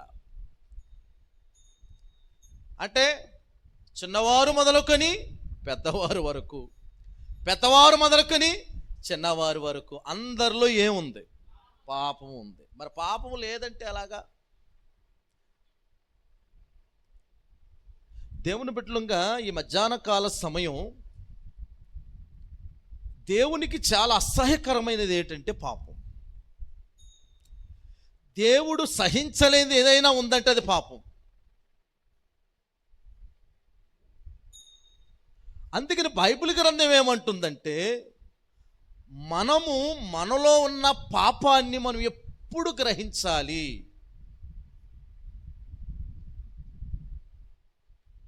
అందుకని బైబిల్ ఏం రాయబడిందంటే, ఒకవేళ నీకు ఉన్న పాపం కనబడలేదు అనుకో, ఇప్పుడు మనలో ఉన్న పాపం మనకు కనబడదు. ఎందుకంటే మనం పాపులం అనుకోం. మనం భక్తిపరులమే, మనం నీతిమంతులమే, మనం కరెక్టే అనుకుంటాం ఎప్పుడు కూడా. ఎవరైనా అంతే. అండ్ మనం ఏమనుకుంటాం చెప్పండి? ఒకని దృష్టికి వానికి ఎప్పుడు కరెక్ట్గానే ఉన్నాడు అనుకుంటాడు ఎవడైనా సరే. నేను భక్తిగానే ఉన్నాను, నేను ఆత్మీయంగానే ఉన్నాను, అసలు నాలో పాపం లేదండి. పాపం అని మనం అనుకుంటాం. మనం ఎంత నల్లగా ఉన్నా, ఎంత అందవికారంగా ఉన్నా మనకేమనుకుంటాం? నేను అందరికంటే బాగున్నాను అనుకుంటాం. కానీ ఎప్పుడు మనలో పాపం ఉందని తెలుస్తుందంటే, బైబిల్లో వచనం ఉంది 90వ కీర్తనలో, నీ ముఖ కాంతిలో నా రహస్య పాపములు. అది పాపం మనలో ఉన్నది కనబడాలంటే దేవుని వాక్యం దగ్గరే కనబడుద్ది. మీరు మరలా చెప్తున్నాను నేను, మీరు దేవుణ్ణే మాట్లాడమని అన్నారు అంటే మాట్లాడేది ఎవరు? దేవుడే. దేవునికి అసలు మొఖమాట ఉండదండి. అద్దానికి అసలు మొఖమాట ఉండదు. నువ్వు 100 ఎట్టుకొన్నా, 50 ఎట్టుకొన్నా, 10 రూపాయలు ఎట్టుకొన్నా, 1000 ఎట్టుకొన్నా, 10,000 ఎట్టుకొన్నా, అద్దానికి అసలు మొఖమాట ఉండదు. నువ్వు ఎలాగున్నావో అదే చూపిస్తుంది. వాక్యమునకు కూడా అసలు మొఖమాట ఉండదు. నువ్వు 10,000 కానికి ఇచ్చినోడు అయినా చెప్పండి, నువ్వు 1,00,000 రూపాయలు ఇచ్చే వ్యక్తివైనా, నువ్వు నమ్మకస్తుడివైనా, నువ్వు ఎంత యథార్థవంతుడివైనా, నువ్వు ఎంత విశ్వాసం కలిగిన వాడివైనా, ఎంతటి ప్రార్థనాపరుడివైనా, దేవుడు మనలో ఏముంది అదే మనకు చూపిస్తాడు. ఎందుకు చూపిస్తాడు? నిన్నేదో అవమానపరచాలని కాదు. చాలామందికి ఒక విషయం ఎప్పుడు అర్థం కాదండి.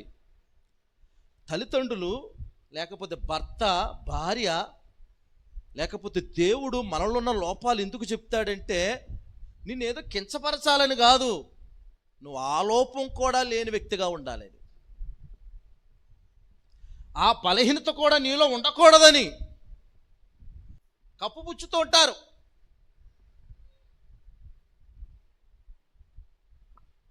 చూడండి, తోబుట్టువులు ఒకరు చేసి తప్పు ఒకరు తప్పును కప్పుపుచ్చుకుంటూ ఉంటారు, దాచుకుంటూ ఉంటారు. ఎప్పుడు తప్పును కప్పుపుచ్చవద్దు, పాపాన్ని అసలు కప్పుపుచ్చకూడదు. అది చాలా ప్రమాదకరమైంది. చూడండి, ఆకాను చేసిన పని, ఆకాను తల్లిదండ్రులు, ఆకాను యొక్క భార్య, ఆకాను యొక్క పిల్లలు అందరూ చనిపోయారు. చూడండి, అక్కడ బైబిల్లో ఆకాను ఏం చేశాడంటే పాపాన్ని దాచుకున్నాడు. ఒప్పుకున్నాడా? కొంతమంది ఒప్పుకోరండి. దయచేసి దేవుడు మాట్లాడినప్పుడు ఖచ్చితంగా ఒప్పుకోవాలి. నిజమే ప్రభా, నేనే, నాలోనే ఆ పాపం ఉంది, నేనేనయ్యా, నేనే ఆ వ్యక్తిని, నాలోనే నా బలహీనత, నేనే అబద్ధాలు ఆడతాను, నేనే చాడీలు చెప్తాను ప్రభా, నేనే మోసగాడిని, నాలోనే అన్యాయం ఉంది, నాలోనే అబద్ధం ఉంది. దేవుని బిడ్డలారా, ఒప్పుకుంటే ఒకలాగుండను అతని జీవితం, కానీ తాను చేసిన పాపాన్ని కప్పుకున్నాడు. దయచేసి పాపాన్ని ఏనాడు కప్పవద్దు. మీకు అర్థవాడని ఒక మాట చెప్తాను. మనకి ఈ ట్రైన్ రూట్లు బ్రిటిష్ వాళ్ళు విజయవాడ నుండి మన రాజమండ్రి, అలాగే మరి కాకినాడ, ఇలా వైజాగ్ బ్రిటిష్ వాళ్ళు వేస్తున్న కాలం అది. మనకి మరొక లూప్ లైన్ ఉంది. ఎలాగంటే విజయవాడ నుంచి బెజవాడ వచ్చి, బెజవాడ నుంచి అలా కైకలూరు, ఆకివీడు, భీమవరం నుంచి ఒక రూట్ వస్తుంది. బ్రిటిష్ వాళ్ళు ఈ లైన్ వేస్తూ ఉన్నప్పుడు మరి గవర్నమెంటు వాళ్ళు ఉద్దేశం చొప్పున వేసుకు వెళ్ళిపోతూ ఉంటారు. అలాగే వేసుకు వెళుతున్నప్పుడు వాళ్ళకి ఒక సమాధి లేకపోతే ఒక శ్మశానంలో నుండి వెళ్ళవలసి వచ్చింది వాళ్ళకి. అప్పుడు ఆ ఊరు వారిని సంప్రదించారు. ఊరు వారు, అయ్యా మీకు మేము అంటే ఏం చెప్తాం ఆయన అన్నప్పుడు, ఆ మార్గం గుండా వెళుతున్నప్పుడు అడ్డుగా ఉన్న సమాధులన్నీ తెరిచి వాటిని తీర్చి మరొక చోట మళ్ళా భూస్థాపన చేస్తున్నారు. ఈలోగా మరొక సమాధిని తెరిచేసరికి చూడండి, మరి అప్పటికి చనిపోయి చాలా దినాలు అయిన వాళ్ళు ఎముకలు ఉంటాయి. వాళ్ళు అలాగ సమాధులు తెరిచి ఎముకల్ని మరొక గొయ్యి తీసి అందులో వాటిని భూస్థాపన చేస్తున్నప్పుడు వాళ్ళకి ఒక సమాధి తెరిచేసరికి వాళ్ళకి ఆశ్చర్యం కలిగింది. ఏంటి ఆశ్చర్యం అంటే, ఒక వ్యక్తి యొక్క పురులో మేకుందంట. ఏమండి, ఎవరి పురులైనా మేకుంటుందా? ఒక వ్యక్తి యొక్క పురులో వారికి మేకు కనబడిందంట. వీళ్ళకి ఆశ్చర్యం, ఇదేంటి పురులో మేకు ఉందేంటి, మేకు ఉండడానికి గల కారణం ఏంటి, ఇంతకీ ఈ సమాధి ఎవరిది అని వీళ్ళు మరి పోలీసుల వాళ్ళకి చెప్పేశారు. పోలీసులు ఎంక్వైరీ చేశారు. ఇది ఫలానా ఫలానా ఫలానా అన్నది తెలిసింది. మరి ఏంటి విషయం అని వాళ్ళు అడగడానికి వెళ్ళారు. ఒక ముసలామె, పండు ముసలామె, ఏమా మరి ఫలానా సమాధి మరి మీదేనా? అయ్యా నాదేనా, మాదేనయ్యా అంది. ఇంతకు ఎవరు వస్తారంటే నా భర్త అంది. మరి పురులో మేకెందుకు ఉందని అడిగారు. ముందు ఆమె సమాధానం చెప్పలేదు, కానీ తర్వాత సమాధానం చెప్పేసరికి వాళ్ళు ఆశ్చర్యపడ్డారు. ఏంటా విషయం అంటే, ఈ సమాధి తన భర్తది. తన భర్త చనిపోయినప్పుడు సమాధి చేశారు. మరి ఎందుకు మేకుందని ఈ పోలీసు వాళ్ళు ప్రశ్నించేసరికి ఆమె చెప్పింది ఏంటంటే, నేను ఒక వ్యక్తితో అక్రమ సంబంధం పెట్టుకున్నానండి, అది నా భర్తకి తెలిసింది. అప్పుడు నేను నా భర్తని తెలగరాయలతో బుర్ర మీద పగలగొట్టి ఇంకా చావకపోయేసరికి ఆ పురులో మేకు దించానంది.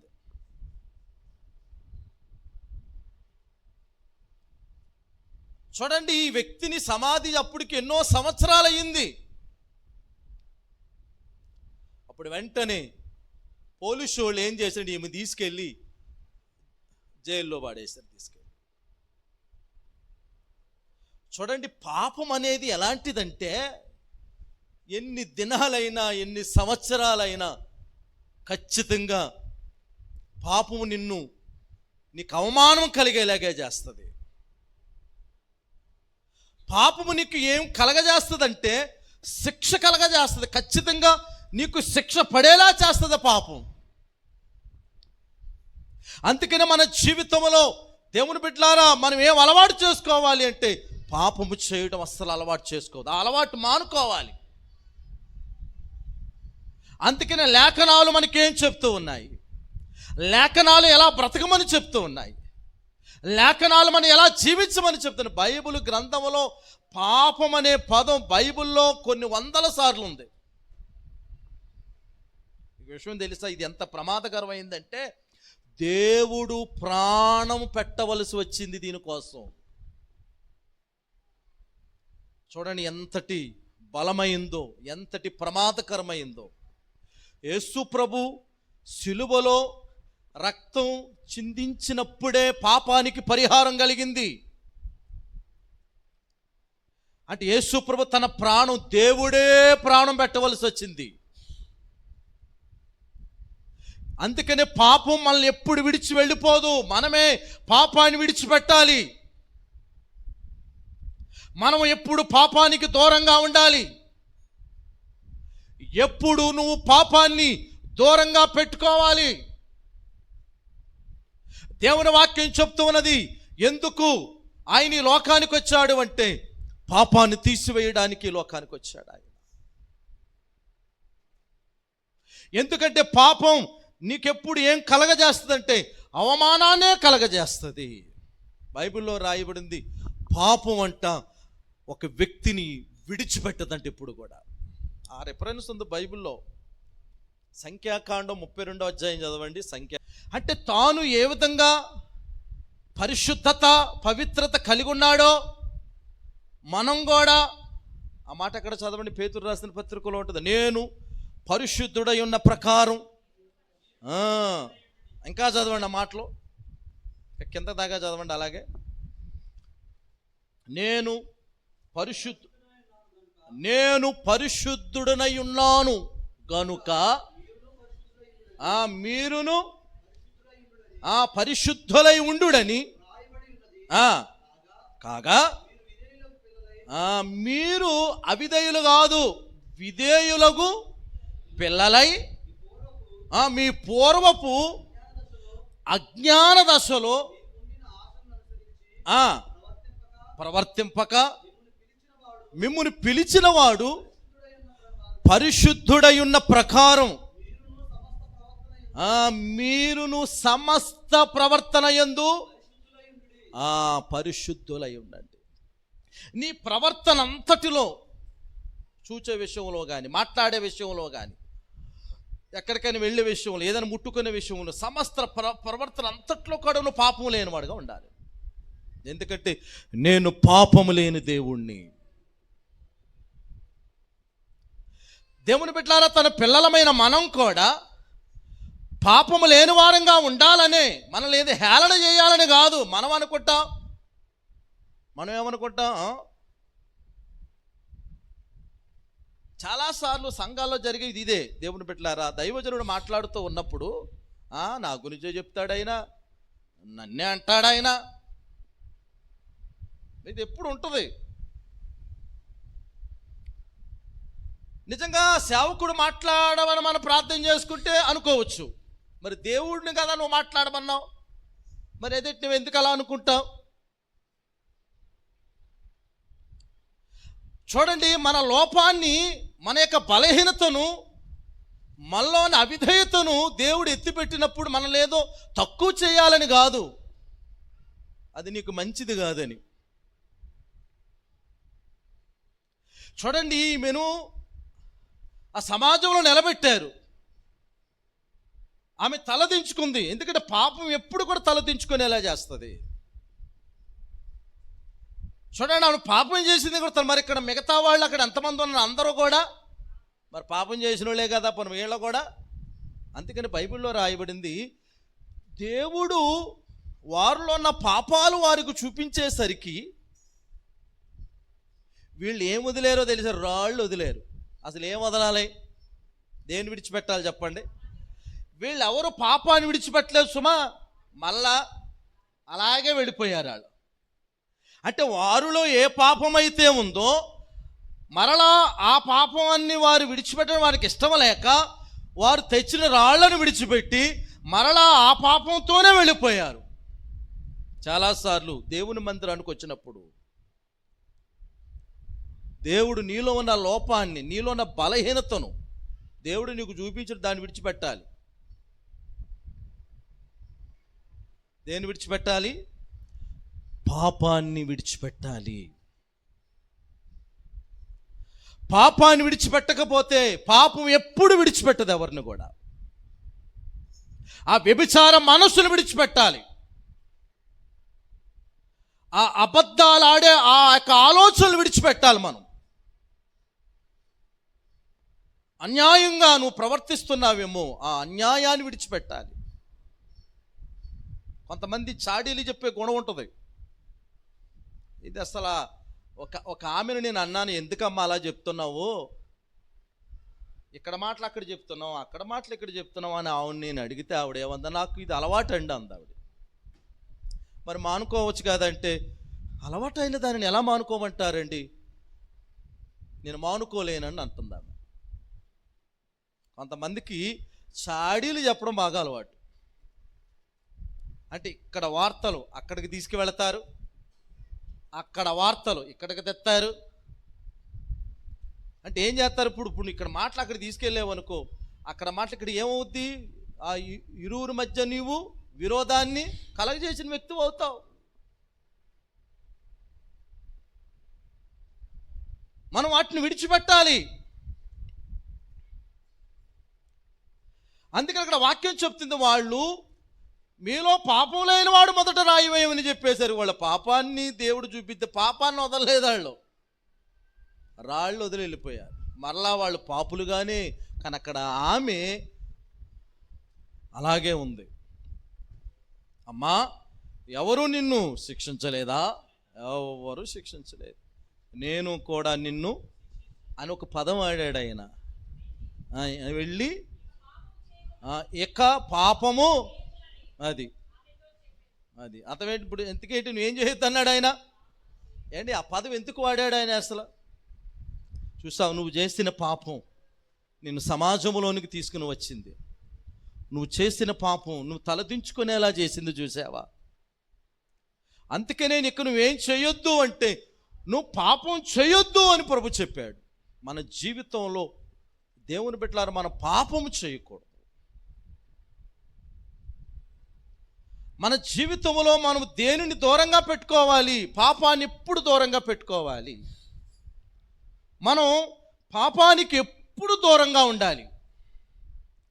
మనం ఏ అలవాటు మానుకోవాలి అంటే, పాపం చేసే అలవాటు మానుకోవాలి.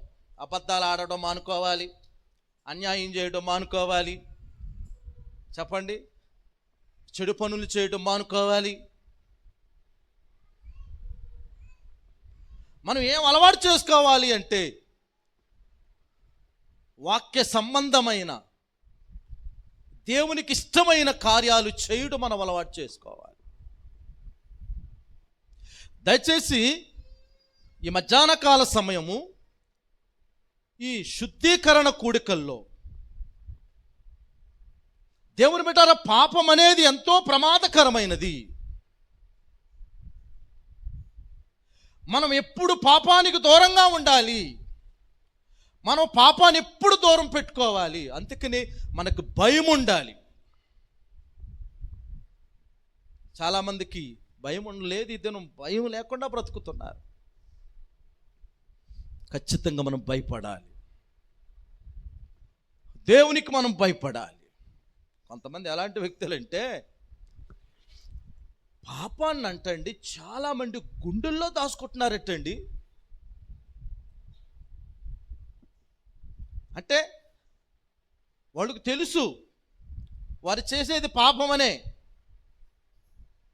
ఇప్పుడు ఈ పాపాన్ని ఏం చేస్తున్నారు వీళ్ళు, తమ గుండెల్లో దాచుకునే వాళ్ళు ఉన్నారు.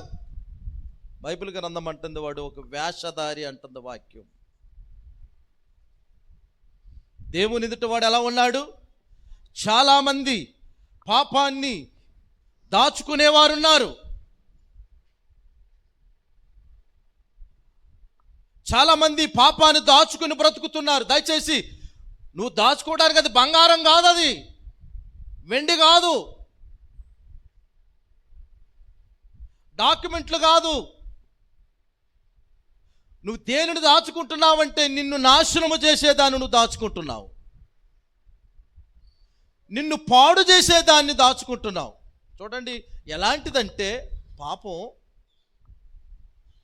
దాచినోడిని పాడు చేస్తుంది, ఆడు కలిగిన సమస్తాన్ని పాడు చేస్తుంది. ఆకాను శపితమైన వాటిని తెచ్చి గుడారంలో దాచుకున్నాడు. అంటే అర్థమేంటి? ఆకాను ఏం చేశాడు? పాపం చేశాడు. పాపం చేశాడు, ఒప్పుకున్నాడు. ఎప్పుడు ఒప్పుకున్నాడు? తీర్పు వచ్చాక ఒప్పుకున్నాడు.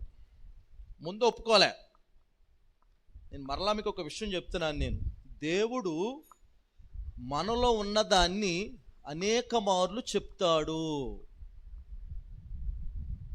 దేవుని బిడ్డలారా, ఇశ్రాయేలీలు చిన్న పట్టణం మీదకి యుద్ధానికి ఆయన చిన్న పట్టణం మీదకి ఓడిపోయారు.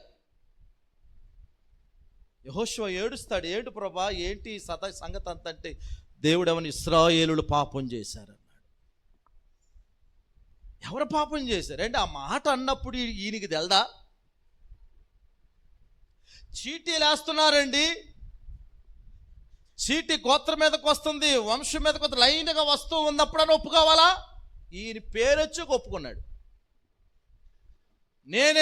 నేనే కొంత శపితమైన తెచ్చుకున్నాను, కొద్ది వెండి బంగారు వస్త్రాలు తెచ్చుకొని గుడారంలో దాచుకున్నాను.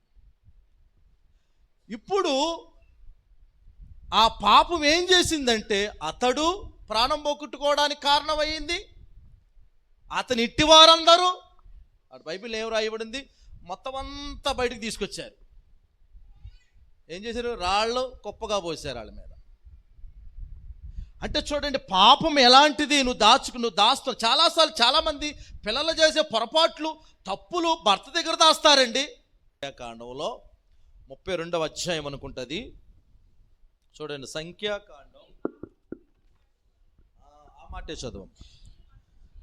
చూడండి, 32వ అధ్యాయం 23, 27 23 చదువు.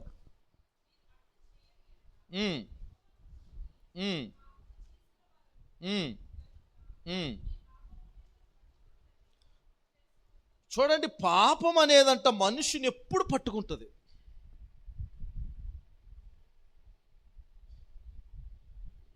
పాపం ఏం తెస్తుంది అంటే అవమానం తెస్తుంది.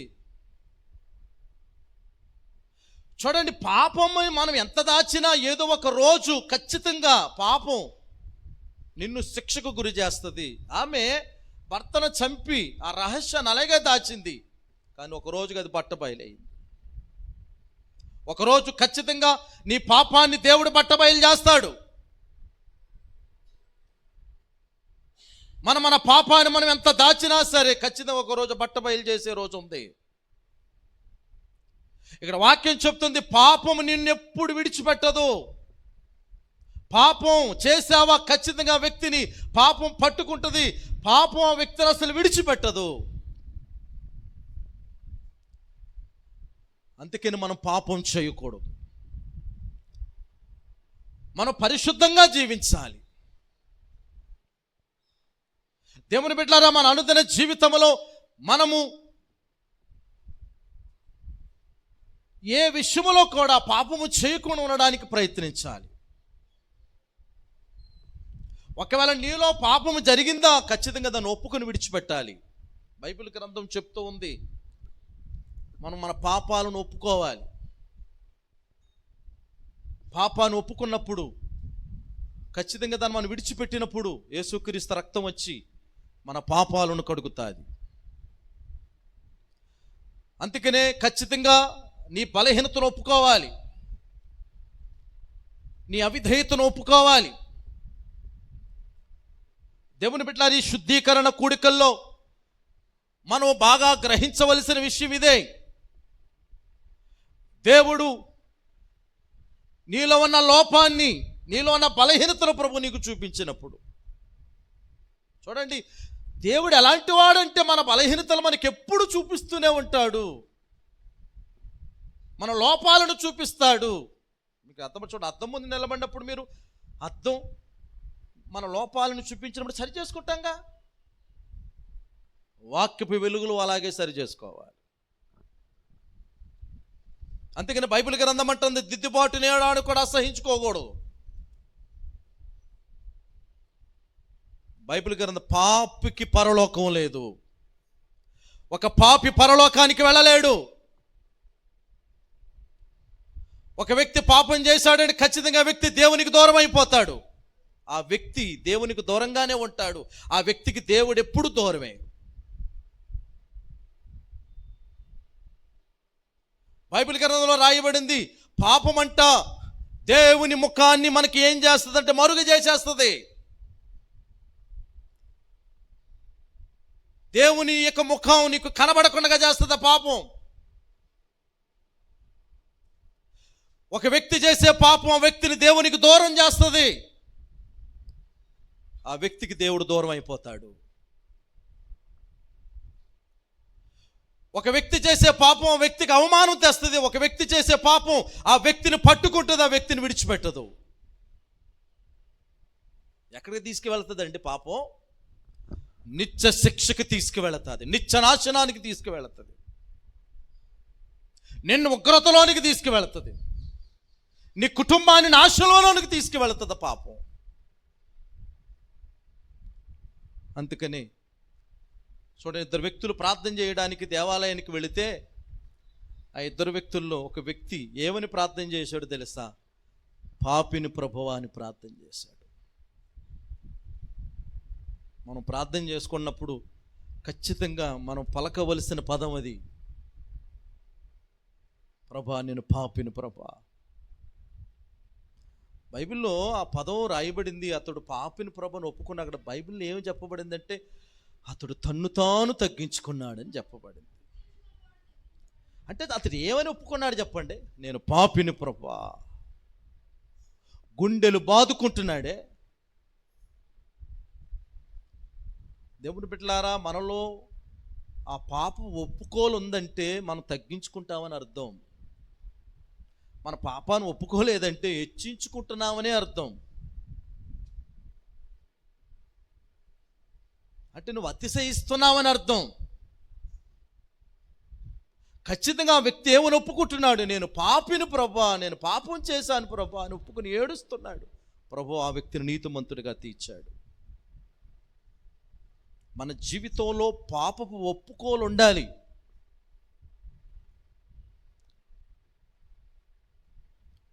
పాపాన్ని మనం ఒప్పుకుంటూనే ఉండాలి. మనం పాపం లేవని మనం అనుకోకూడదు. చూడండి, మనం దేవుని మాట అన్ని మార్లు వినం. బైబిల్ గ్రంథం మాట వినకపోవటమే పాపం. అండి, వాక్యం అంతా విని వాక్య ప్రకారంగా అన్నిట్లో నడుస్తారు, మనం నడవం. కొన్నిట్లోనే మన అనుకూలంగా ఉన్న అట్లోనే నడుస్తాం. మరి మనం నడవలేనివి అంటే ఏం చేసినట్లు? నువ్వు పాపం చేసినట్లే కదా. ఇప్పుడు ఒకసారి ఆ మాట చదవండి, సమూయేలు గ్రంథంలో ఉంటుంది, మొదటి అధ్యాయం 15 అధ్యాయం అనుకుంటుంది. అక్కడ సమూయేలు ఏమంటాడంటే, నేను ఎవరి మాట విన్నాను? జనుల మాట విన్నాను. జనుల మాట వినడం వల్ల నేను ఏం చేశానని ఒప్పుకున్నాడు తెలుసా? పాపము చేశానని ఒప్పుకున్నాడు.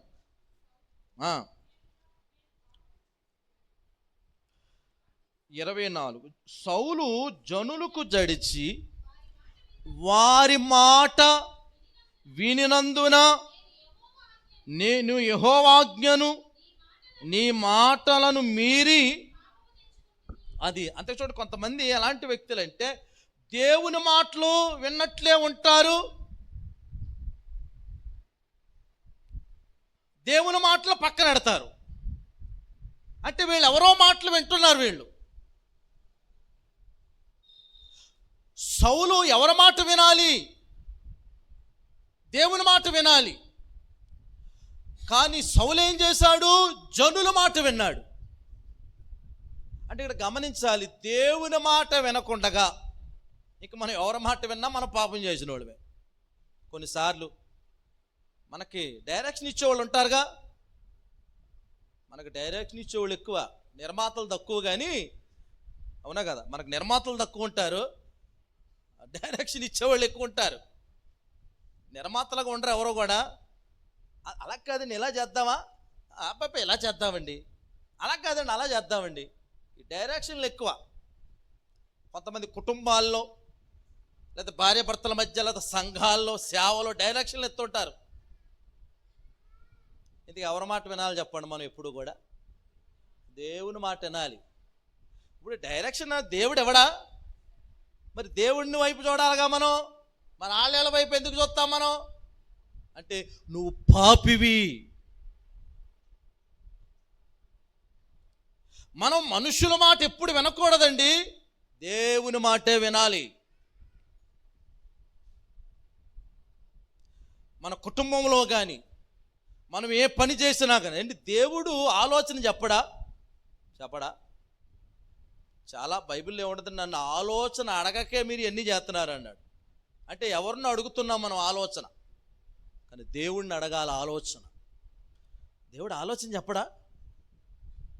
చెప్పడా? దేవుడిచ్చిన ఆలోచన ఎలా ఉంటుంది? నీ కళ్ళ వచ్చింది కాదు, బైబిల్లో ఉన్నది. కొంతమంది కళ్ళల్లో డైరెక్షన్లు ఎక్కువ వస్తాయి. నిజంగా కళ్ళలో నీకు దేవుడు వాక్యాన్ని ఎత్తు చూపి చూడండి. మీరు ఎప్పుడైనా గమనించాలి, బైబిల్లో లేని మాటలు కళ్ళ ఎన్ని వచ్చినావన్నీ దేవుని మాటలు కాదు. బైబిల్లో ఏమున్నాయో అవే చెప్తాడు ఆయన. ఎందుకంటే ఈ మాటలకు కలపడం కానీ తీయడం కానీ, బైబిల్లో పౌలు గారు అంటాడు, ఈ మాటలు కాకుండా ఇంకెవరే వచ్చి ఏం చెప్పినా మీరు నమ్మకండి అన్నాడు ఆయన. ఈ మాటలే చాలన్నాడు ఆయన. ఈ మాటలే ప్రభు చెప్తాడు. కానీ కొంతమంది ఎలాంటి వ్యక్తులు అంటే, దేవుడు చెప్పాడండి, నాకు దర్శనం వచ్చిందండి. ఏ దర్శనం? రిఫరెన్స్ ఉంది, ఆధారం అక్కడ ఉండదు. అందుకని చాలామంది జీవితంలో ఏముంటుందంటే పాపం. ఒక వ్యక్తిలో పాపం ఉంటే ఆ వ్యక్తికి దేవుడు ఎప్పుడు వ్యతిరేకే. కానీ ఏ వ్యక్తిలో అయితే పాపం ఉండదో ఆ వ్యక్తితో దేవుడు ఎప్పుడు ఏకీభవిస్తాడు. అందుకని మన జీవితంలో ఏ కార్యం చేసినా అది వాక్యానుసారమై ఉండాలి. ఏదైనా సరే, అది వివాహం కానివ్వండి, మన వ్యక్తిగత అవసరాలుగా ఏవైనా సరే వాక్యపు రిఫరెన్స్ ఉండాలి ఖచ్చితంగా. ఇక్కడ దేవుని వాక్యం ఏం చెప్పింది? ఇతడు ఎవరి మాట విన్నాడు? చూడండి, జనుల మాట విన్నాడు. ఇతడు దేవునికి భయపడతాలేదు, ఇతడు జనులకు భయపడుతున్నాడు. అందుకని అంటున్నాడు, నేను పాపం చేశాను. వెంటనే దేవుడు ఇశ్రాయేలుకు రాజుగా ఉండకుండా అతన్ని గెంటేశాడు బయటికి. దయచేసి మన అనుదిన జీవితంలో దేవుని బిడ్డలారా, దేవుని మాట వినాలి. అందుకని మనం దేవుని మాట వింటున్నామో లేదో, ఇంతకు మనకు వినపడేది దేవుని మాట కాదా? అందుకని మనకి ఎక్కువ డైరెక్షన్ వస్తూ ఉంటుంది. అన్ని చెవిని పెట్టకూడదు. ఆ స్పష్టత దేవుడిస్తాడు. ఆ స్పష్టతని ఎప్పుడు తీసుకోవాలి మనం.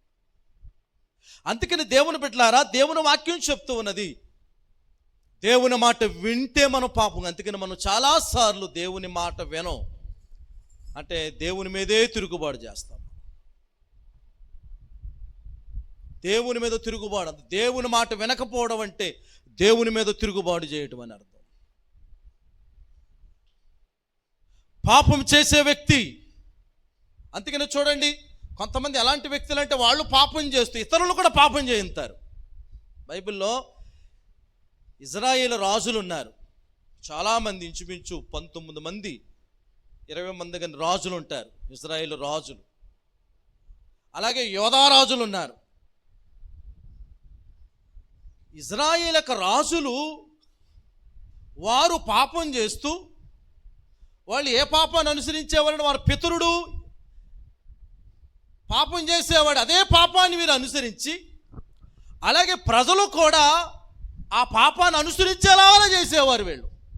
అటు ఈడు పతనం అయిపోవడమే కాదు, మిగతా వాళ్ళు కూడా పతనం చేసేవాడు. అందుకనే దేవుని బిడ్డలంగా మన జీవితంలో మనం పాపం చేయకూడదు, మన ద్వారా ఇతరుల పాపానికి ప్రేరేపించకూడదు.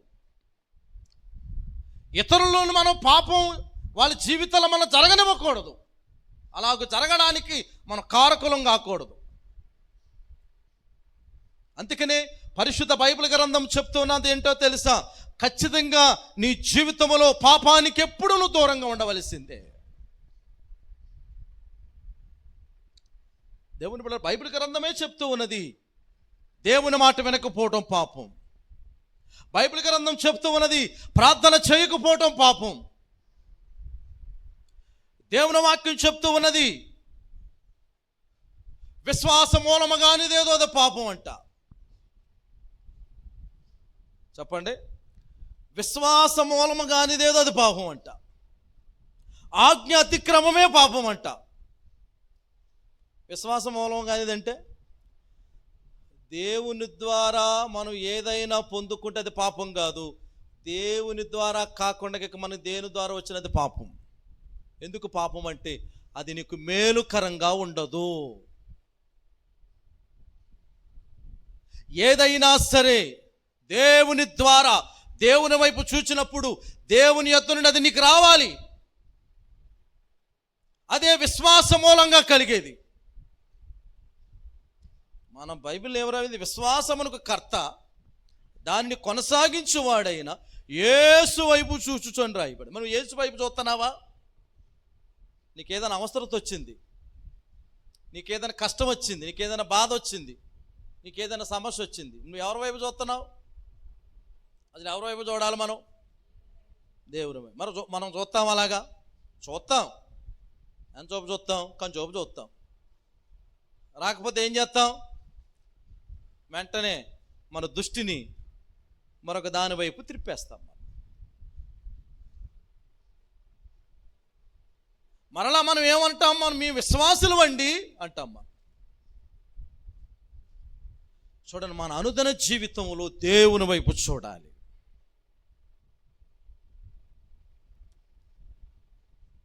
అందుకని వాక్యం అంటుంది, విశ్వాస మూలముగా కానిదేది పాపం అంటుంది వాక్యం. ఇక దేని ద్వారా మనకు ఏది వచ్చినా అది మనకు మేలుకరంగా ఉండదు. దేవుని యొద్ద నుండి వచ్చేది అది నిన్ను పాడు చేయదు. ఇక మన దేని ద్వారా వచ్చినా మనకు అది ఇబ్బందే.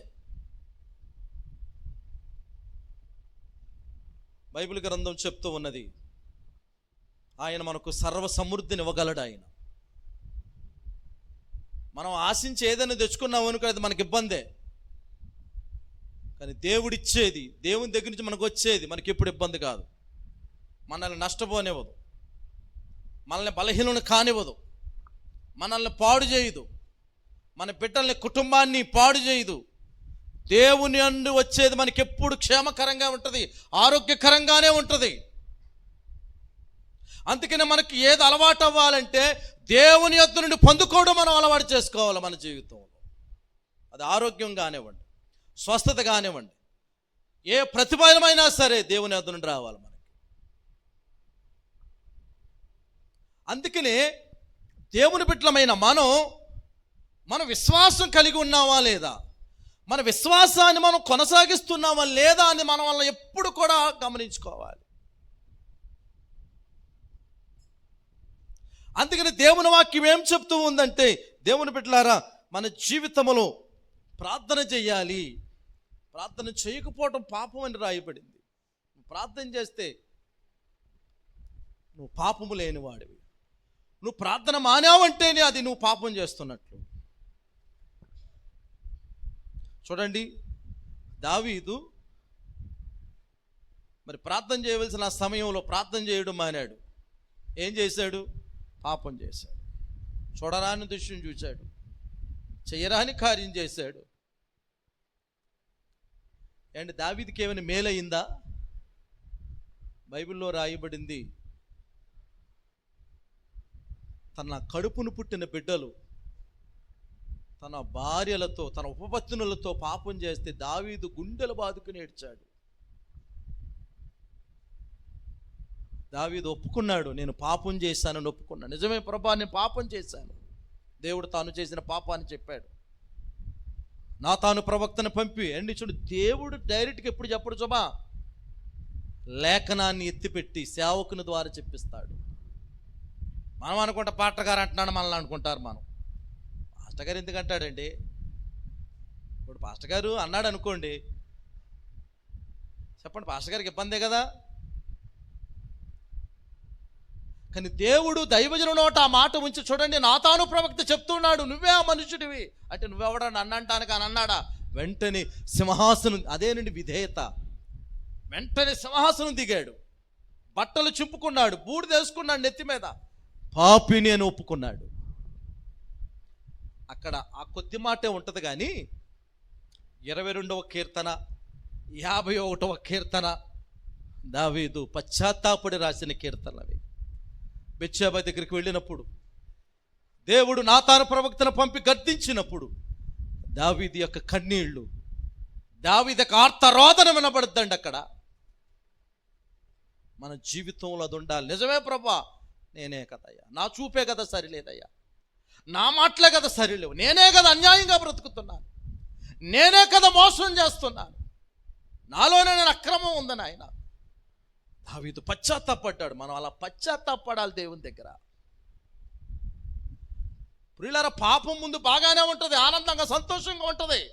మీకు అర్థమవడానికి గమనించి, ఒక రోజు అంటే ఒకడు మన గోదావరి నది వేగంగా వెళుతుందంట. చూడు, గోదావరి ఎక్కువ ఫుల్గా వచ్చింది అనుకోండి, పట్లు చెట్లు అని కొట్టుకెళ్తుంటాయి చూసారా.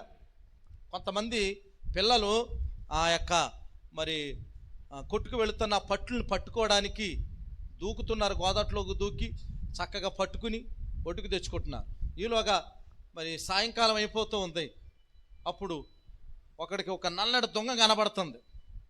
ఈలోగా అక్కడ ఉన్న వాళ్ళందరూ, రే సాయంత్రం అయిపోతుంది, గోదావరి చాలా ఎక్కువగా ఉంది, వద్దు అని అంటే, లేదు లేదు దాన్ని నేను తెచ్చేస్తానని వెళ్ళి పిల్లలు ఈదుకుంటూ వెళ్ళి ఆ పట్టిని పట్టుకున్నాడు. ఆ పట్టుతో పాటు వాడు వెళ్ళిపోతున్నాడు. అలాగా ఇక్కడ ఒడ్డునున్న వాళ్ళు కేకలేస్తున్నారు, రే ఏంట్రా అలా వెళ్ళిపోతున్నావు, అరే దాన్ని వదిలేయి అంటున్నప్పుడు వాడన్నాడంట, వదలాలని అనుకుంటున్నాను కానీ ఇది నన్ను వదులుతలేదన్నాడంట. నేను దీన్ని వదలాలనుకున్నాను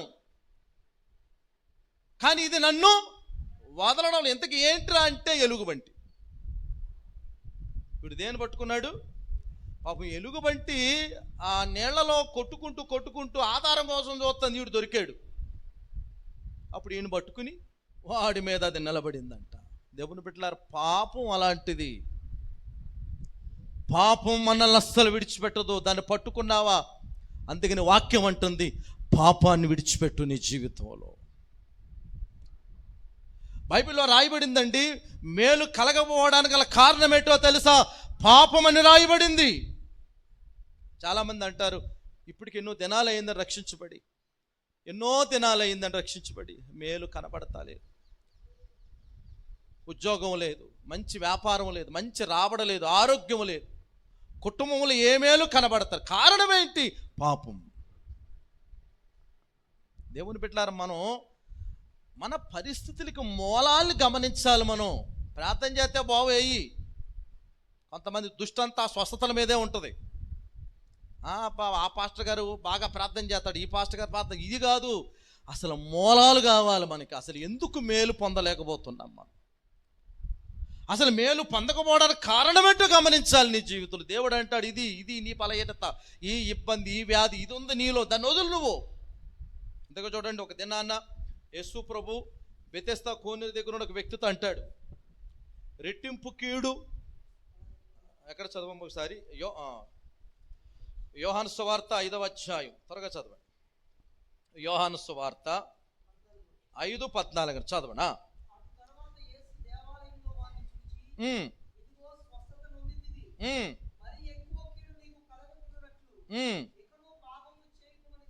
చూడండి, ఇక్కడ మీరు ఆ వ్యక్తితో మీరు గమనించాలి, వాడు ఎందుకు అన్ని దినాలు అక్కడ ఉన్నాడంటే వాడు చేసిన పాపం. వాడు ఊరకనే లేడు అక్కడ. అంటే ఎన్ని సంవత్సరాలు వాడిని వ్యాధగ్రస్తుడిని చేసిందో తెలుసా? 38 సంవత్సరాలు. ఇంతకింత అలా ఉండడా? అందుకే చూడండి, యేసు ప్రభు వచ్చి వానికి స్వస్థత కలిగిస్తే తప్ప వాడికి స్వస్థత కలగలే. అందుకనే బైబిల్లో రాయబడింది, పాపములను తీసివేయగలిగిన వాడు, పాపములకు క్షమాపణ ఇవ్వగలిగిన వాడు, పాపానికి పరిహారం ఆయనే కనుక ఆయన వచ్చాడు. ఆ పాపాన్ని తీసివేసి వాడికి స్వస్థత వచ్చింది. వాడు 38 సంవత్సరాల ఆ పాప భారాన్ని మోసాడు, ఆ వ్యాధిని మోసాడు వాడు. అందుకని ప్రభు అంటున్నాడు, మరలా ఆ స్థితి నీకు రాకుండా ఉండాలంటే నువ్వేం చేయొద్దు అంటే దానికి కారణం ఏంటి? పాపం. అందుకని మన అనుదిన జీవితంలో మనం పాపం చేయకుండా బ్రతకాలి.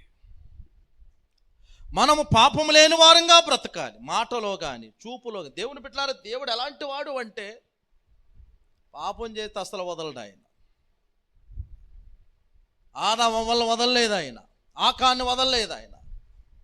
బైబిల్ గ్రంథంలో రాయబడింది, పేతురు రాసిన రెండవ పత్రిక 2వ అధ్యాయం 4వ వచనం కూడా చదివితే, దేవదూతలు పాపం చేస్తేనంటే వాళ్ళు వదలలేదంట ఆయన.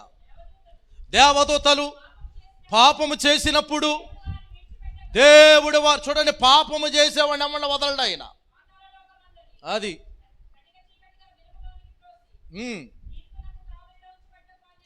చూడండి, దేవుడు దేవదూతల్ని వదలలేదు ఆయన, మనల్ని వదలడు ఆయన.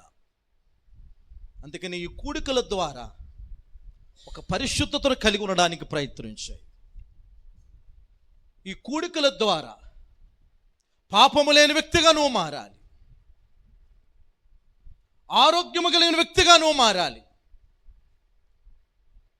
దేవుని బిడ్డలారా, నువ్వు తలదించుకుంటున్నావు కదా. చూడండి, చాలామంది చేసిన పొరపాట్లు, బలహీనతలు సమాజంలో, కుటుంబంలో విలువలేని పరిస్థితులు ఉన్నాయి. దాని కారణం నీ పాపం. దయచేసి దేవుని బిడ్డలమైన మనం ఈ మధ్యాహ్న కాల సమయము దేవుని వాక్యము మనకు తెలియపరుస్తూ ఉన్నట్లు, దయచేసి పాపాన్ని గుండెల్లో దాచుకోవద్దు, పాపానికి మన హృదయముల నివాసాన్ని కల్పించవద్దు. దేవుని వాక్యపు వెలుగులో ఉన్న ప్రతి పాపాన్ని మనం ఒప్పుకోవాలి. దేవుని బిడ్డలారా, మన బలహీనతలను ఒప్పుకోవాలి. దేవుడు నీ యొక్క లోపాలు నీకు కనపరిచేసరికి ఖచ్చితంగా వాటిని విషయంలో పశ్చాత్తాపడాలి. పాపము లేని వ్యక్తిగా, ఒక పరిశుద్ధుడిగా, ఒక పవిత్రుడిగా నువ్వు మారాలి. మీకు మరలా అర్థమైన ఒక మాట చెప్తాను. పాపాన్ని ఒప్పుకొని విడిచిపెడితే గొప్ప మేలుంది, గొప్ప ఆశీర్వాదం ఉంది. చిన్న కుమారుడు తండ్రి ఎదుట ఏమని అన్నాడు? తండ్రి, నేను నీకు విరోధంగా పాపం చేశాను. ఏం చేస్తున్నాడు చిన్న కుమారుడు? తండ్రి ఎదుట తన పాపాన్ని ఒప్పుకొని ఎప్పుడైతే విడిచిపెట్టాడో, దేవుడు తండ్రి వానికి ఘనతనిచ్చాడు, విలువిచ్చాడు, వాని యొక్క స్థితిగతిని మార్చాడు. మీరు ఒక విషయం గమనించాలి, వాడిని మరలా తనతో సమానంగా చేసుకున్నాడు. తండ్రి తన స్థానాన్ని కుమారుడికి ఇచ్చాడు, తండ్రికి విలువ కుమారుడికి ఇచ్చాడు. వాడు ఎప్పుడైతే పాపం చేసాడు, ఇవన్నీ పోగొట్టుకున్నాడు. వాడు ఎప్పుడైతే తను చేసిన పాపాన్ని ఒప్పుకున్నాడు, విడిచిపెట్టాడు, మరలా తండ్రి వాని యొక్క స్థితి గతినే మార్చాడు. దయచేసి ఈ మధ్యాహ్న కాల సమయం దేవుని బిడ్డలమైన మనం ఒప్పుకుంటే నీకు విలువ ఉంది, పాపానికి దూరంగా ఉంటే నీకు పరిశుద్ధత ఉంటుంది. పాపము లేని జీవితాన్ని మనం కలిగి ఉన్నప్పుడు దేవుడు చాలా సంతోషిస్తాడు. ఎందుకంటే పాపం మనల్ని నిత్య నరకానికి తీసుకుని వెళతాది. అందుకని దేవుని వాక్యం చెప్పే సత్యం ఏంటో తెలుసా? మనం బ్రతుకు కాలం అంతా కూడా పాపాన్ని దూరం పెట్టుకోవాలి. అదేమి చిన్న విషయం కాదండి ఇది. పాపాన్ని దూరం పెట్టుకోవడం అంటే, పాపానికి దూరంగా వెళ్ళడం అంటే చిన్న విషయం కాదు. మన ఇష్టాల్ని చంపుకుంటే మనం పాపానికి దూరంగా వెళ్ళొచ్చు. మన ఇష్టాల్ని మనం చంపుకుంటే పాపానికి మనం దూరం అవ్వచ్చు. చూడండి, బైబిల్లో షట్రకి, మేషకి, అబేద్నెగోవులు రాజు భుజించే భోజన పదార్థముల చేత తమ్మును తాము వారు అపవిత్రపరచుకోకూడదని ఏం చేశారు చెప్పండి? ఆ పదార్థాలని దూరం పెట్టారు. ఇప్పుడు ఆ పదార్థాల వల్ల వాళ్ళు ఏమవుతారు? అపవిత్రులు అవుతారు. మనం కూడా ఈ లోకంలో ఉన్న వీటన్నిటినీ దూరం పెడితేనే మనం పవిత్రంగా బతకొచ్చు. కానీ మనం వాటికి దగ్గరికి వెళ్ళకు. అందుకని దేవుని బిడ్డలారా, లేఖనం అంటుంది, లోకమునైనను లోకములో ఉన్నవాటినైనను మీరు ప్రేమించొద్దు. ప్రేమించొద్దు అని నాకు అర్థమైతే వాటి దగ్గరికి వెళ్ళొద్దని, అక్కడ ఉండొద్దని. అందుకని బైబిల్లో రాయబడిన లోకమునకు వేరై మీరు రక్షణ పొందండి అంటాడు ఆయన. మనం లోక సంబంధులం కాదు, మనం దేవుని సంబంధులం. దేవుని బిడ్డల పాపము లేని జీవితం అది నీకు ఒక ఆశీర్వాదకరం. మీకు మరలా ఒక మాట చెప్తాను చూడండి. పాత్రలో పవిత్రతను బట్టి ఆ పాత్రలోనికి ఏదైనా వస్తుంది. పాత్ర పవిత్రంగా లేకపోతే ఏమీ రాదు. మనం పాపము లేని వారముగా పవిత్రంగా పరిశుద్ధంగా బ్రతికితే వాక్యము నీలో నివాసం చేస్తుంది. వచ్చి దేవుడు నివాసం చేస్తాడు. చెప్పండి, ఇప్పుడు మనం ఎవరితో అన్యోన్యత ఉంటుంది, ఎవరితో మనకు సహవాసం ఉంటుందంటే దేవునితో. కనుకని ఈ మధ్యాహ్న కాల సమయం యేసు ప్రభు ఈ లోకానికి ఎందుకు రావాల్సి వచ్చింది, వచ్చి ఏం చేశాడు ఆయన అంటే పాపాన్ని తీసివేయడానికి. ప్రార్థన చేసుకుందాం. దయచేసి నా ప్రియ సోదరి, నా ప్రియ సోదరుడా, పరిశుద్ధతను కోరాలి. నిన్ను నువ్వు శుద్ధీకరించుకోవాలి. దేవుని మాట విను. మన జీవితంలో మనం ఏ కార్యం చేసినా రెఫరెన్స్ ఆధారం ఉండాలి సుమా. నోటి మాటలు కాదండి. దయచేసి మనం నష్టపోకూడదు. ఎవరి మాట మనం వినాలి మన జీవితంలో, ఇతరుల మాట కాదు. తల్లిదండ్రుల మాట వినలేని పిల్లలు ఉన్నారు, స్నేహితుల మాట వింటున్నారండి. దయచేసి మనం దేవుని మాట వినాలి. అందుకని 1కి 10 సార్లు మనం ఆలోచించాలి. తొందరపడకూడదు ఎప్పుడు కూడా. ప్రార్థన చేసుకుందాం. దయచేసి ఈ మధ్యాహ్న కాల సమయం ఒకవేళ నీలో ఏదైనా బలహీనత ఉంటే, ప్రభా నిజమే నాలోనే ద్వేషం ఉంది, నాలో అసూయ ఉంది, నాలో అవిధేయత ఉంది ప్రభా, నీకు నేను లోబడలేకపోతున్నాను, సేవకులకు లోబడలేకపోతున్నాను, నా తల్లిదండ్రులకు నా భర్తకు లోబడలేకపోతున్నాను. దయచేసి నా ప్రియ తల్లి, నిజంగా పాపాన్ని ఒప్పుకుంటే ఆశీర్వాదం ఉందండి. పాపాన్ని ఒప్పుకుని విడిచిపెడితే నీకు దీవెన ఉంది. పాపాన్ని ఒప్పుకుని విడిచిపెడితే నీ కుటుంబానికి క్షేమం ఉంది. పాపాన్ని ఒప్పుకుని విడిచిపెట్టకపోతే మనం నష్టపోతాం. ప్రార్థన చేసుకుందాం. నీ కొరకు, నా కొరకు